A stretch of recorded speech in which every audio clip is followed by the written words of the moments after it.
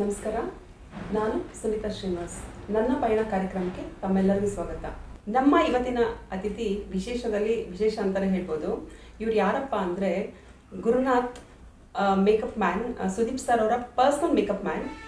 ಮತ್ತು ಇನ್ನೊಬ್ಬರು ಶಿವರಾಜ್ ಅಂತ ಕಾಸ್ಟ್ಯೂಮರ್. ಇವರು ಕೂಡ ಸುದೀಪ್ ಸರ್ ಅವರ ಪರ್ಸನಲ್ ಕಾಸ್ಟ್ಯೂಮರ್. ಬನ್ನಿ ಅವರನ್ನು ನಮ್ಮ ಕಾರ್ಯಕ್ರಮಕ್ಕೆ ಸ್ವಾಗತಿಸೋಣ. ನಮಸ್ಕಾರ ಸರ್. ನಮಸ್ಕಾರ. ಕಾರ್ಯಕ್ರಮಕ್ಕೆ ಸ್ವಾಗತ. ನಮಸ್ಕಾರ ಸರ್. ನಿಮ್ಮ ಇದು ಎಷ್ಟು ವರ್ಷದಿಂದ ನೀವು ಈ ಒಂದು ಮೇಕಪ್ ವೃತ್ತಿನ ಶುರು ಮಾಡಿದ್ದೀರಾ ಸರ್ ನೀವು? ಮೇಡಮ್, ನಾನು ಸ್ಟಾರ್ಟ್ ಮಾಡಿದ್ದು 88 88ಇಂದ ಸ್ಟಾರ್ಟ್ ಮಾಡಿದ ವೃತ್ತಿ. ಆವಾಗಿಂದ ನಾನು ಅಸಿಸ್ಟೆಂಟಾಗಿ ಕೆಲಸ ಮಾಡಿದೆ. ಸುಮಾರು ಒಂದು 100-150 ಸಿನಿಮಾ ಅಸಿಸ್ಟೆಂಟಾಗಿ ಕೆಲಸ ಮಾಡ್ತಾಯಿದ್ದೆ. ಅಲ್ಲಿಂದ ಮಾಡ್ತಾ ಸುಮಾರು ಆಮೇಲೆ ನಾನೊಂದು 8 ವರ್ಷ ಅಸಿಸ್ಟೆಂಟಾಗಿ ಕೆಲಸ ಮಾಡಿದೆ. ಆಮೇಲೆ ಚೀಫಾಗಿ ಮಾಡಿ ಅದರಲ್ಲೇ ಒಂದು 10 ವರ್ಷ ಚೀಫಾಗಿ ಕೆಲಸ ಮಾಡಿದೆ. ಆಮೇಲೆ ದೊಡ್ಡ ಆರ್ಟಿಸ್ಟ್ ಆಲ್ಮೋಸ್ಟ್ ಎಲ್ಲ ಆರ್ಟಿಸ್ಟ್ ಹತ್ರ ಅಸಿಸ್ಟೆಂಟಾಗಿ ಮೇಕಪ್ ಆರ್ಟಿಸ್ಟಾಗಿ ಕೆಲಸ ಮಾಡ್ಕೊಂಡು ಬಂದಿದ್ದೀನಿ. ಅದಾದಮೇಲೆ ಮುಖ್ಯವಾಗಿ ನನಗೇನಪ್ಪ ಅಂದರೆ ಎಲ್ಲ ಆರ್ಟಿಸ್ಟ್ ಹತ್ರ ಕೆಲಸ ಮಾಡಿದ್ದೀನಿ. ವಿಷ್ಣು ಸರ್ ಹತ್ರ ಒಂದು ಕೆಲಸ ಮಾಡೋಕ್ಕಾಗಲಿ ನನ್ನ ಕೈಯಲ್ಲಿ. ಸೊ ಯಾರ್ಯಾರ ಜೊತೆ ವರ್ಕ್ ಮಾಡಿದ್ದೀರ ಅಂತ ಹೇಳ್ಬೋದಾ? ಆಲ್ಮೋಸ್ಟು ಒಂದು ಹಳೆ ಆರ್ಟಿಸ್ಟ್ ಏನಿದ್ರು ಎಲ್ಲ ಆಲ್ಮೋಸ್ಟು ಶಂಕರ್ನಾಗ್ ಆಗ್ಬೋದು, ಅನ್ನತಾಂಗ್ ಸರ್, ಶಂಕರ್ನಾಗ್, ಈಗ ಆಮೇಲೆ ನಮ್ಮ ರಾಜ್ಕುಮಾರ್ ಅವ್ರ ಜೊತೆ ಶಿವಣ್ಣ, ಆಲ್ಮೋಸ್ಟ್ ಎಲ್ಲ ಆಲ್ಮೋಸ್ಟ್ ಎಲ್ಲ ಆರ್ಟಿಸ್ಟ್. ವಿಷ್ಣು ಸರ್ ಒಂದು ಬಿಟ್ಟು ಅದು ಯಾಕೋ ಕೂಡ ಬಂದಿಲ್ಲ ನನಗೆ ಇದುವರೆಗೂ. ಅದೊಂದು ನನಗೆ ಕೊರತೆ ಇದೆ. ಇವಾಗ ಸುದೀಪ್ ಸರ್ ಹತ್ರ ಮಾಡ್ತಾಯಿದ್ದೀನಿ. ಅಂದರೆ 96 ಸುದೀಪ್ ಸರ್ಗೆ ಫಸ್ಟ್ ಸಿನಿಮಾ ಬಣ್ಣ ಹಚ್ಚಿದೆ ಅಂದರೆ ನಾನೇ. 96 ಮೂವ್ಮೆಂಟ್ ಬ್ರಹ್ಮ ಅಂತ ಒಂದು ಸಿನಿಮಾ. ಅದು ಬರಲಿಲ್ಲ. ಅದು ಆ ಸಿನಿಮಾ ಫಸ್ಟ್ ಪಿಕ್ಚರ್ ಅದು. ಆಮೇಲೆ ಎಲ್ಲ ಸಿನಿಮಾಗಳು ಬಂದು. ಅಂದ್ರೆ ಅವರು ಮೂವಿ ಬರಕ್ಕಿನ ಮುಂಚೆಯಿಂದಾನೇ ನೀವು ಅವ್ರ ಜೊತೆ ಇದ್ದೀರಾ? ಇದ್ದೀನಿ. ಮಧ್ಯದಲ್ಲಿ ಒಂದು 2-3 ವರ್ಷ ಗ್ಯಾಪ್ ಆಯಿತು. ಅದಾದ್ಮೇಲೆ ಮತ್ತೆ ಕಂಟಿನ್ಯೂ ಇವಾಗ ಒಂದು 16 ವರ್ಷದಿಂದ ಅವ್ರ ಜೊತೆಯಲ್ಲೇ ಕೆಲಸ ಮಾಡ್ತಾ ಇದ್ದೀನಿ. ಸರ್ ನಮಸ್ಕಾರ. ಶಿವರಾಜ್ ಅವರೇ. ಸರ್ ನಮಸ್ತೆ. ನೀವು ಯಾವಾಗಿಂದ ಅವ್ರಿಗೆ ಕೊರಿಯೋಗ್ರಾಫರ್ ಆಗಿದ್ದೀರಾ? ನಾನು ಇವರು ಹೇಳಿದ್ರಲ್ಲ 1988 ನಾನು ಸಿನಿಮಾ ಇಂಡಸ್ಟ್ರಿಗೆ ಬಂದೆ. ಬಟ್ ಇವತ್ತು ಟ್ರೆಂಡು ಸಿನಿಮಾ ಅನ್ನೋದು. ಅವತ್ತು 88ರಲ್ಲೇ ನಮಗೆ ಸಿನಿಮಾ ಅಂದರೆ ತುಂಬ ಕ್ಯೂರಿಯಾಸಿಟಿ. ಅವತ್ತು ನಾನು ಫಸ್ಟ್ ಇಯರ್ ಓದ್ತಾ ಇದ್ದೆ. ಅವತ್ತು ಅಂಬರೀಷ್ ಅಣ್ಣವರು ನಾನು ಇವತ್ತು ಏನಾದ್ರು ಇಂಡಸ್ಟ್ರಿಗೆ ಬಂದಿದ್ದೀನಿ ಅಂದರೆ ಅವರು ಒಂದು ಪ್ರೇರಣೆ ನನಗೆ. ಏನಕ್ಕೆ ಅಂದರೆ ಅವರು ನನ್ನ ಕಾಲೇಜ್ ಹುಡುಗ ಓದ್ತಾ ಇರಬೇಕಾದ್ರೆ ಅವ್ರದ್ದೊಂದು ಶೂಟಿಂಗ್ ನಡೀತಿತ್ತು ವಿಜಯನಗರದಲ್ಲಿ. ಅವತ್ತು ಅವ್ರನ್ನ ನೋಡಿ ನಾನು ಮಾತಾಡ್ಸೋಕ್ಕೆ ಹೋದಾಗ ಅವ್ರು ನನ್ನ ಬೆಂತಟ್ಟಿದ್ರು. ಅದೇ ಒಂದು ಕ್ರೇಜ್ ಇಟ್ಕೊಂಡು ನಾನು ಇಂಡಸ್ಟ್ರಿಗೆ ಬಂದೆ. ಬಟ್ ಅವರು ಒಂದು ಏನು ನನ್ನ ಬೆಂತಟ್ಟಿದ್ರು, ಇವತ್ತು ಅದೇ ಮಟ್ಟಕ್ಕೆ ನಾನು ಬೆಳೆದಿದ್ದೀನಿ ಅಂದರೆ ಇವತ್ತು ನಾನು ಸುದೀಪ್ ಅವ್ರನ್ನೂ ನೆನೆಸ್ಕೊಳ್ತೀನಿ. ಯಾಕೆಂದರೆ ಸುದೀಪ್ ಅವ್ರದ್ದೊಂದು ಕಿಚ್ ಅನ್ನೋದಿದೆ ಅವ್ರ ಹತ್ರ. ಆ ಕಿಚ್ಚಲ್ಲೇ ನಾವು ಒಂದು ಬೆಳೆದಿದ್ದೀವಿ ಅಂದರೆ ಇವತ್ತು ನಾನು ಅವ್ರನ್ನ ಹೆಸರು ಹೇಳ್ತೀನಿ. ಸುದೀಪ್ ಸರ್ ಸುಮಾರು ಜನ ಬೆಳೆಸಿದ್ದಾರೆ ಅಂತ ಕೇಳ್ಪಟ್ಟಿದ್ದೀನಿ. ಬೆಳೆಸಿದ್ದಾರೆ. ಅವರು ಯಾರು ಒಂದು ಟ್ರಸ್ಟ್ ಮಾಡಿದ್ರೆ ಅವರು ಅಷ್ಟು ಅವ್ರನ್ನ ಅಂದರೆ ಯಾವ ಮಟ್ಟದಲ್ಲಿ ಅವ್ರಿಗೆ ಸಹಾಯ ಮಾಡಬೇಕು ಅದೆಲ್ಲ ಮಾಡಿದ್ದಾರೆ ಅಂತ ನಾನು ಸುಮಾರು ಕೇಳಿದ್ದೀನಿ. ಬಟ್ ಅವರು ಒಂದು ನಟರು, ಬಟ್ ಅವ್ರ ತಾಯಿತನ ಇದೆ ಅವರಲ್ಲಿ ನನಗೆ. ಏಕೆಂದರೆ ನಮಗೆ ಹೆಂಗಸರನ್ನ ನಾವು ತಾಯಿ ಅಂತೀವಿ. ಇವರು ನಿಜವಾಗ್ಲೂ ಆ ತಾಯಿ ಗುಣಗಳು ಇವರಲ್ಲಿದೆ. ಒಂದು ಊಟ ಹಾಕೋದ್ರಲ್ಲೂ ಅಷ್ಟೇ, ಅವನು ಹಸುವಾಗಿದ್ದಾನೋ ಅವನು ಊಟ ಮಾಡಿದ್ದಾನೋ ಅದನ್ನ ಗುರ್ತಿಸ್ತಾರೆ. ಇವನು ಹಸ್ತವನೇ, ಇವನಿಗೆ ಊಟ ಕೊಡಬೇಕು ಅಂತ ಕರೀತಾರೆ. ಹಂಗೆ ಅವನು ಮನೆಗೆ ಹೋಗ್ಬೇಕಾದ್ರೆ ಇವನಲ್ಲಿ ಬಸ್ ಚಾರ್ಜ್ ಇದೆಯೋ ಇಲ್ಲ ಇವನು ಮನೆಗೆ ಹೋಗಿ ತಲುಪಕ್ಕೆ ಇವನ ಹತ್ರ ಜೋಬಲ್ಲಿ ದುಡ್ಡಿದೆಯೋ ಇಲ್ವೋ ಅವನ್ನ ಗುರ್ತಿಸಿ ಹಣ ಸಹಾಯ ಮಾಡೋದ್ರಲ್ಲಾಗಲಿ, ಆಮೇಲೆ 2 ಊಟನೂ ಕೊಟ್ಟು ದುಡ್ಡು ಕೊಟ್ಟ ಮೇಲೆ ಅವ್ನ ಮನೇಲಿ ಹೆಂಗಿದಾರೋ ಇವನ್ನ ನಂಬ್ಕೊಂಡು ಇವರು ತಾಯಿ ತಂದೆ ಮಕ್ಕಳು ಗುರ್ತಿಸಿ ಯಾರಿಗೂ ಬರಲ್ಲ. ಬಟ್ ಅದೇ ಇವ್ರು ನಾನು ಹೇಳೋದೇನು ಅಂದರೆ ಇವರು ತಾಯಿತನ ನಾನು ನೋಡ್ತೀನಿ. ಯಾಕೆಂದರೆ ನನ್ನ ಮನೆಯಲ್ಲಿ ನನ್ನ ತಾಯಿ ಎಷ್ಟು ಮುಖ್ಯನೋ, ನನ್ನ ಎತ್ತಿದ ತಾಯಿ ಅಷ್ಟು ಗುಣಗಳು ಇವರಲ್ಲೂ ಇದೆ. ಈಗ ನಮ್ಮ ಮನೆಯಲ್ಲಿ ನನ್ನ ತಾಯಿಗೆ 3 ಜನ ಮಕ್ಕಳಿದ್ರೆ ಇವ್ರಿಗೆ ಸುಮಾರಲ್ಲಿ ಇರೋವಂಥ ಎಲ್ಲ ಟೀಮಲ್ಲೂ ಮಕ್ಕಳು ಥರ ನೋಡ್ತಾರಲ್ಲ, ನನಗೆ ಅದು ಗ್ರೇಟು. ಯಾಕೆಂದರೆ ನಾನು ಸುಳ್ಳು ಹೇಳೋಕ್ಕೆ ಹೋಗಲ್ಲ. ದಿನನಿತ್ಯ ನಾನು ಅವ್ರ ಹತ್ರ ಒಂದು 8 ವರ್ಷಗಳಿಂದ ಕೆಲಸ ಮಾಡ್ತಾಯಿದ್ದೀನಿ. ಅವ್ರನ್ನ ತಾಯಿ ಥರ ನನ್ನನ್ನು ನೋಡ್ತಾ ಇರೋದ್ರಿಂದ ಅವ್ರ ಬಗ್ಗೆ ಹೊಗಳ್ತಾ ಇಲ್ಲ, ನಾನು ಮನದಾಳ ಮಾತು ಅಂತ ಹೇಳ್ತಾ ಇದ್ದೀನಿ. ಜೊತೆಲೇ ಇಬ್ರು ಕೂಡ ನೀವಿಬ್ರು ಜೊತೆ ಲಕ್ಕಿ ಅನ್ಸುತ್ತಲ್ಲ ನೀವು, ಯಾಕಂದ್ರೆ ಅಂತ ಅವಕಾಶಕ್ಕೆ ಎಷ್ಟೋ ಜನ ಕಾಯ್ತಾರೆ. ಹೌದು. ಸರ್ ನೋಡ್ಬೇಕು ಅಂತಾನೆ ಎಷ್ಟೋ ಜನ ನೀವು ಅವ್ರ ಮನೆ 1000 ಜನ ನಿಂತಿರ್ತಾರೆ. ಹೌದು. ಬೆಳಗ್ಗೆ ಆದ ತಕ್ಷಣ ಅವ್ರ ಮನೆ ಹತ್ರ ತುಂಬ ಜನ ಕ್ಯೂ ನಿಂತಿರ್ತಾರೆ. ಜನ ಫೋಟೋಕ್ಕೆ ಆಗ್ಬೋದು, ಬೇರೆ ನಾನಾ ರೀತಿ ಅಲ್ಲಿ ಹೋದ್ರೂ. ಅದರಿಂದ ನೋಡೋಕೆ ಜನಕ್ಕೂ ಅವರು ಗುಣ ಹಂಗಿದೆ. ಯಾಕಂದ್ರೆ ನಾವು ಕೇಳ್ತಿರ್ತೀವಿ ಸುದೀಪ್ ಸರ್ ಈ ತರ ಒಂದು ಒಳ್ಳೆ ಕೆಲಸ ಮಾಡಿದ್ರು, ಸುದೀಪ್ ಸರ್ ಈ ತರ ಒಂದು ಅಂದ್ರೆ ಅವ್ರು ಮಾಡೋ ಒಂದು ಒಳ್ಳೆ ಕೆಲಸಗಳನ್ನೆಲ್ಲ ನೋಡ್ತಾ ಇರ್ತೀವಿ ಒಂದು ಸೋಷಿಯಲ್ ಮೀಡಿಯಾದಲ್ಲಿ. ಬಟ್ ನೀವು ಹತ್ತಿರದಿಂದ ನೀವಿಬ್ರು ನೋಡ್ತಾ ಇದ್ದೀರಾ ಅಂದಾಗ ನೀವು ಸಾಕಷ್ಟು ನೋಡಿರ್ತೀರಾ. ಆ ವಿಚಾರಗಳನ್ನೇ ಮಾತಾಡ್ತಾ ಹೋಗೋಣ ಸರ್. ಓಕೆ. ನೀವೆಷ್ಟು ವರ್ಷದಿಂದ ಅಂದ್ರೆ ನೀವು ಬೇರೆ ಯಾರ್ಯಾರಿಗೆ ಕಾಸ್ಟ್ಯೂಮರ್ ಆಗಿದ್ರಿ ಸುದೀಪ್ ಸರ್ ಮುಂಚೆ? ನಾನು ಫಸ್ಟು 98ರಲ್ಲಿ ನಾನು ಇಂಡಸ್ಟ್ರಿಗೆ ಬಂದಾಗ ನಾನು ಮೊದಲು ಅಸಿಸ್ಟೆಂಟಾಗಿ ಕೆಲಸ ಮಾಡ್ತಿದ್ದೆ, ಅಂದರೆ ಹೆಲ್ಪರಾಗಿ ಕೆಲಸ ಮಾಡಿದೆ. ಆ ಹೆಲ್ಪರ್ ಆದಮೇಲೆ ನಾನು ಮತ್ತೆ ಒಂದು ಚೀಫ್ ಟೆಕ್ನಿಷಿಯನ್ಸ್ ಆಗಿ ಕೆಲಸ ಮಾಡಿದೆ. ಆ ಚೀಫ್ ಟೆಕ್ನಿಷಿಯನ್ಸ್ ಆದಾಗ ನಾನು ರಾಘವೇಂದ್ರ ರಾಜ್ಕುಮಾರ್ ಅವ್ರಿಗೆ ಪರ್ಸ್ನಲ್ ಮಾಡಿದೆ, ಶಿಲ್ಪಾ ಶೆಟ್ಟಿ ಅವ್ರಿಗೆ ಪರ್ಸ್ನಲ್ ಮಾಡಿದೆ, ಹಾಗೆ ರವಿಚಂದ್ರನ್ ಅವ್ರ ಪಿಕ್ಚರ್ ಮಾಡಿದೆ, ಶಿವಣ್ಣವ್ರ ಪಿಕ್ಚರ್ ಮಾಡಿದೆ, ವಿಷ್ಣು ಸರ್ ಸಿನಿಮಾ ಮಾಡಿದೆ. ಅದು ಇನ್ನು 88ರಲ್ಲಿ ನಾನು ಬಾಲಣ್ಣವ್ರದ್ದು ಮಾಡಿದೆ, ಶ್ರೀನಾಥ್ ಅವರು, ಹಾಗೆ ಮುಸುರಿ ಕೃಷ್ಣಮೂರ್ತಿ ಅವ್ರದ್ದು ಮಾಡಿದೋ 88ರಲ್ಲಿ ಮುಸುರಿ ಅವರು ಮಾಡಿದೋ. ಅದಾದಮೇಲೆ ಸುಂದರ್ ಕೃಷ್ಣ ಅರಸು, ವಜ್ರಮುನಿ ಇಂಥ ಹಳೆ ಆರ್ಟಿಸ್ಟು ಅವ್ರ ಹತ್ರ ಎಲ್ಲರ ಹತ್ರ ನಾನು ಅಸಿಸ್ಟೆಂಟಾಗಿ ಕೆಲಸ ಮಾಡ್ತಾ ನಾನು ಒಂದು ಚೀಫ್ ಟೆಕ್ನಿಷಿಯನ್ಸ್ ಆಗಿ. ಅಂದರೆ ನನಗೆ ಅಸಿಸ್ಟೆಂಟಾಗಿ ಅವತ್ತು ಜೀವನ ಸಿನಿಮಾದಲ್ಲಿ ಬರೀ 10 ರೂಪಾಯಿ ಕೊಡ್ತಿದ್ರು ಪರ್ ಡೇ. ನಾನು ಬರೀ 10 ರೂಪಾಯಲ್ಲಿ ನನ್ನದು ಸಂಸಾರ ದೊಡ್ಡದು, ಜೀವನ ನಡೆಸ್ಲಿಕ್ಕೆ ಆಗಲ್ಲ. ಹಾಗಾಗಿ ನಾನು ಏನಾರು ಇದರಲ್ಲಿ ಇಂಪ್ರೂವ್ಮೆಂಟ್ ಆಗಬೇಕು ಅಂತೇಳಿ ನಾನು ಒಂದು ಚೀಫ್ ಟೆಕ್ನಿಷಿಯನ್ಸ್ ಆದೆ. ಆ ಚೀಫ್ ಟೆಕ್ನಿಷಿಯನ್ಸ್ ಏನಕ್ಕಾದೆ ಅಂದರೆ ನನಗೆ ದುಡ್ಡು ಮತ್ತು ಅಮೌಂಟ್ ಬರುತ್ತೆ.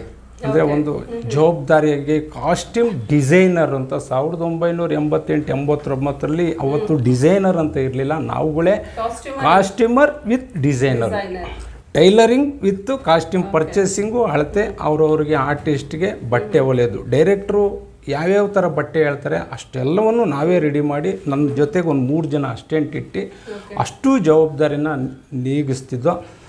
ಅದಾದಮೇಲೆ ನಾನು 91ರಲ್ಲಿ 95, 98, 99ರಲ್ಲಿ ನಾನು ಮತ್ತೆ ಆ ಕಾಸ್ಟ್ಯೂಮ್ ಯೂನಿಯನ್ ಅಧ್ಯಕ್ಷ ಆಗ್ತೀನಿ. ನನ್ನ ಸಂಘದಲ್ಲಿ ನನ್ನ ಅಷ್ಟು 300-350 ಜನ ನನ್ನ ಸಂಘದಲ್ಲಿ ಮೆಂಬರ್ ಇರ್ತಾರೆ. ಅವರೆಲ್ಲ ನನ್ನ ಒಳ್ಳೆ ವ್ಯಕ್ತಿತ್ವಗಳು, ಒಳ್ಳೆ ಗುಣಗಳು, ನಮ್ಮ ನಾಯಕ ಆಗಬೇಕು ಈ ಸಂಘಕ್ಕೆ ಅಂತೇಳಿ ನನ್ನ ಸಂಘದ ಅಷ್ಟೂ ಜನ ನಾನು ಆ ಸಂಘದ ಚುನಾವಣೆಗೆ ನಿಂತ್ಕೊಳ್ತೀನಿ. ಅದರಲ್ಲಿ ನನ್ನ ಗೆಲ್ಲಿಸ್ತಾರೆ. ಅವತ್ತಿಂದ ಇವತ್ತವರೆಗೂ ನನ್ನ 15 ವರ್ಷ ನನ್ನ ವಸ್ತ್ರಾಲಂಕಾರ ಸಂಘದಲ್ಲಿ, ಹಾಗೆ ವಸ್ತ್ರ ವಿನ್ಯಾಸಗಾರರು ಅಂದರೆ ಕಾಸ್ಟ್ಯೂಮರ್ಸ್ ಆರ್ ಡಿಸೈನರ್ಸು ಎರಡು ಈ ನಮ್ಮ ಸಂಘದಲ್ಲಿದೆ. ಇವರು ಕಾಸ್ಟ್ಯೂಮ್ ಡಿಸೈನಿಂಗ್ ಮಾಡೋದು, ನಾವು ಕಾಸ್ಟ್ಯೂಮ್ ರೆಡಿ ಮಾಡೋದು, ಮಾಡಿ ಅಲಂಕಾರ ಮಾಡೋರು. ಇವರು ಡಿಸೈನ್ ಮಾಡಿ ಡ್ರೆಸ್ ರೆಡಿ ಮಾಡಿಕೊಡೋರು. ನಮ್ಮಲ್ಲಿ ಒಲೆಯರು ಇದ್ದೀವಿ, ಅಲಂಕಾರನೂ ಮಾಡ್ತೀವಿ. ಹೌದು. ಈ ನಮ್ಮ 2 ಡಿಪಾರ್ಟ್ಮೆಂಟು ಈ ಸಂಘದಲ್ಲಿದೆ. ಇವತ್ತು 15 ವರ್ಷದಿಂದ ಈ ಸಂಘದಲ್ಲಿ ನಾನು ಅಧ್ಯಕ್ಷನಾಗೇ ಇದ್ದೀನಿ. ನನ್ನ ಜನ ಆ ಮಟ್ಟಕ್ಕೆ ತೊಗೊಂಡೋಗಿ ಕುಂಡ್ರಿಸಿದ್ರು. ಅದಾದಮೇಲೆ ನಾನು ಸುದೀಪ್ ಸರ್ ಕಾಸ್ಟ್ಯೂಮರ್ ಆಗಿ ಎಷ್ಟು ವರ್ಷ ಆಯಿತು? ನಾನು 8 ವರ್ಷ ಆಯಿತು. 8 ವರ್ಷದಿಂದ ಕೋಟಿಗೊಬ್ಬ 2 ಅಂತ ಸಿನಿಮಾ ಮಾಡ್ತಿದ್ರು. ಅಲ್ಲಿಂದ ನಾನು ಅವರು ಕರೆಸ್ಕೊಂಡ್ರು. ಪ್ರತಿ ಮೂವಿಗೂ ನೀವೇ ಕಾಸ್ಟ್ಯೂಮರ್ ಆಗಿದ್ದೀರಾ? ಹೌದೌದು.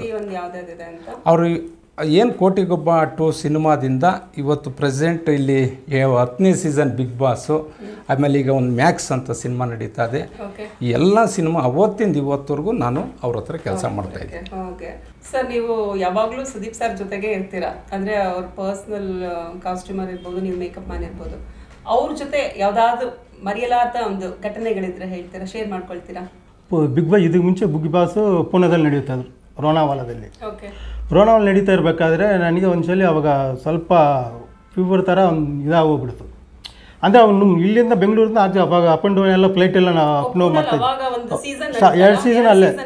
ಸೀಸನ್ ಅಲ್ಲೇ ಮಾಡ್ತಾಯಿದ್ದು. ಅಪ್ ಆ್ಯಂಡ್ ಡೌನ್ ಎಲ್ಲ ಫ್ಲೈಟೇ. ಒಂದು 3 ಜನ ಬರ್ದು. ಇವಾಗ ಅವರು ಫಸ್ಟ್ ಸೀಸನ್ ಇವ್ರು ಇರಲಿಲ್ಲ, ಇನ್ನು ಬೇರೆ ಇಬ್ಬರು ಇದ್ದರು. ಅವರು ಅವಾಗ ಯಾವುದೋ ಹಬ್ಬ ಟೈಮಲ್ಲಿ ಇಬ್ಬರು ರಜೆ ಹಾಕ್ಬಿಟ್ಟಿದ್ರು. ಅವಾಗ ನಾನು ಒಬ್ಬನೇ ಹೋದೆ ಇಲ್ಲಿಂದ ಸಾರ್ ಜೊತೆ. ಸರ್ ಹೋದೆ ಸರ್, ನನಗೆ ಸ್ವಲ್ಪ ಫೀವರ್ ಆಗಿತ್ತು. ಸರಿ ಫೀವರ್ ಅಲ್ಲ ಅಂತ ಸುಮ್ಮನೆ ನಾನು ಹೋದೆ.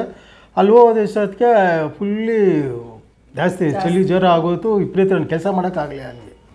ಸರಿ ಸ್ಟಾರ್ಟ್ ಆಯಿತು, ಪ್ರೋಗ್ರಾಮ್ ಎಲ್ಲ ಮೇಕಪ್ ಎಲ್ಲ ಆಯಿತು. ಸಾರು ಪ್ರೋಗ್ರಾಮ್ ಒಳಗಡೆ ಹೋದರು.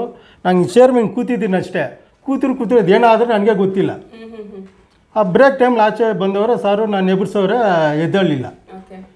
ಆಮೇಲೆ ಇಮ್ಯುನಿಟಿ ಮ್ಯಾನೇಜರ್ ಅವರೆಲ್ಲ ಕರೆಸಿ ನನ್ನ ಇಮ್ಯುನಿಟಿ ಹಾಸ್ಪಿಟ್ಲಿಗೆ ಚೆಕಪ್ ಮಾಡಿಸಿ ಎಲ್ಲ ಅಲ್ಲೇ ಪುಣಾದಲ್ಲೇ. ಅಲ್ಲೇನು ಮಾಡಿ ಡಾಕ್ಟ್ರು ಇಲ್ಲ ಅಡ್ಮಿಟ್ ಮಾಡಬೇಕು, ನಿಮ್ಮ ಇಲ್ಲೇ ನೋಡ್ಕೊತೀವಿ ಅಂದರು. ಇಲ್ಲ ಸರ್ ಇಲ್ಲಿರಲ್ಲ, ನಾನು ಬೆಂಗಳೂರಿಗೆ ಹೋಗ್ತೀನಿ, ಅಲ್ಲೇ ನಾವು ತೋರಿಸ್ಕೊತೀನಿ. ಸ್ವಲ್ಪ ಟ್ಯಾಬ್ಲೆಟ್ ಅದು ತಗೊಂಡು ಅವತ್ತು ನೈಟ್ ಅಲ್ಲಿತ್ತು. ಬೆಳಗ್ಗೆ ಮತ್ತೆ 6 ಗಂಟೆ ಫ್ಲೈಟು.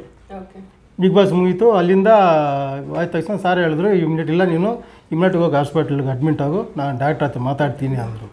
ಸರ್ ಇಮ್ಯುನಿಟಿ ಫ್ಲೈಟ್ಲಿ ಕರ್ಕೊಂಬಂದು ಫ್ಲೈಟ್ ಇಳಿದೆ ಒಂದೇ ಗೊತ್ತು. ಅಲ್ಲಿಂದ ಮನೆಗೆ ಬಂದೆ ಟ್ಯಾಕ್ಸಿಯಲ್ಲಿ ಬಂದು ಇಮ್ಯುನಿಟಿ ಮನೆ ಮಿಸಸ್ ಕರ್ಕೊಂಡು ಅಪೋಲೋ ಹಾಸ್ಪಿಟ್ಲ್ ಅಡ್ಮಿಟ್ ಆಗು ಅಂತ ಹೇಳಿದ್ರು. ಅವರೇ ಹೇಳಿದ್ರು. ಅಲ್ಲಿ ಹೋದ ತಕ್ಷಣ ಡಾಕ್ಟ್ರ್ ರೆಡಿ ಇದ್ದರು. ಹೋದ ಇಮ್ಯುನಿಟಿಗೆ ಅಡ್ಮಿಟ್ ಮಾಡಿಕೊಂಡು ICUಲಿ ಕಳಿಸಿದ್ರು.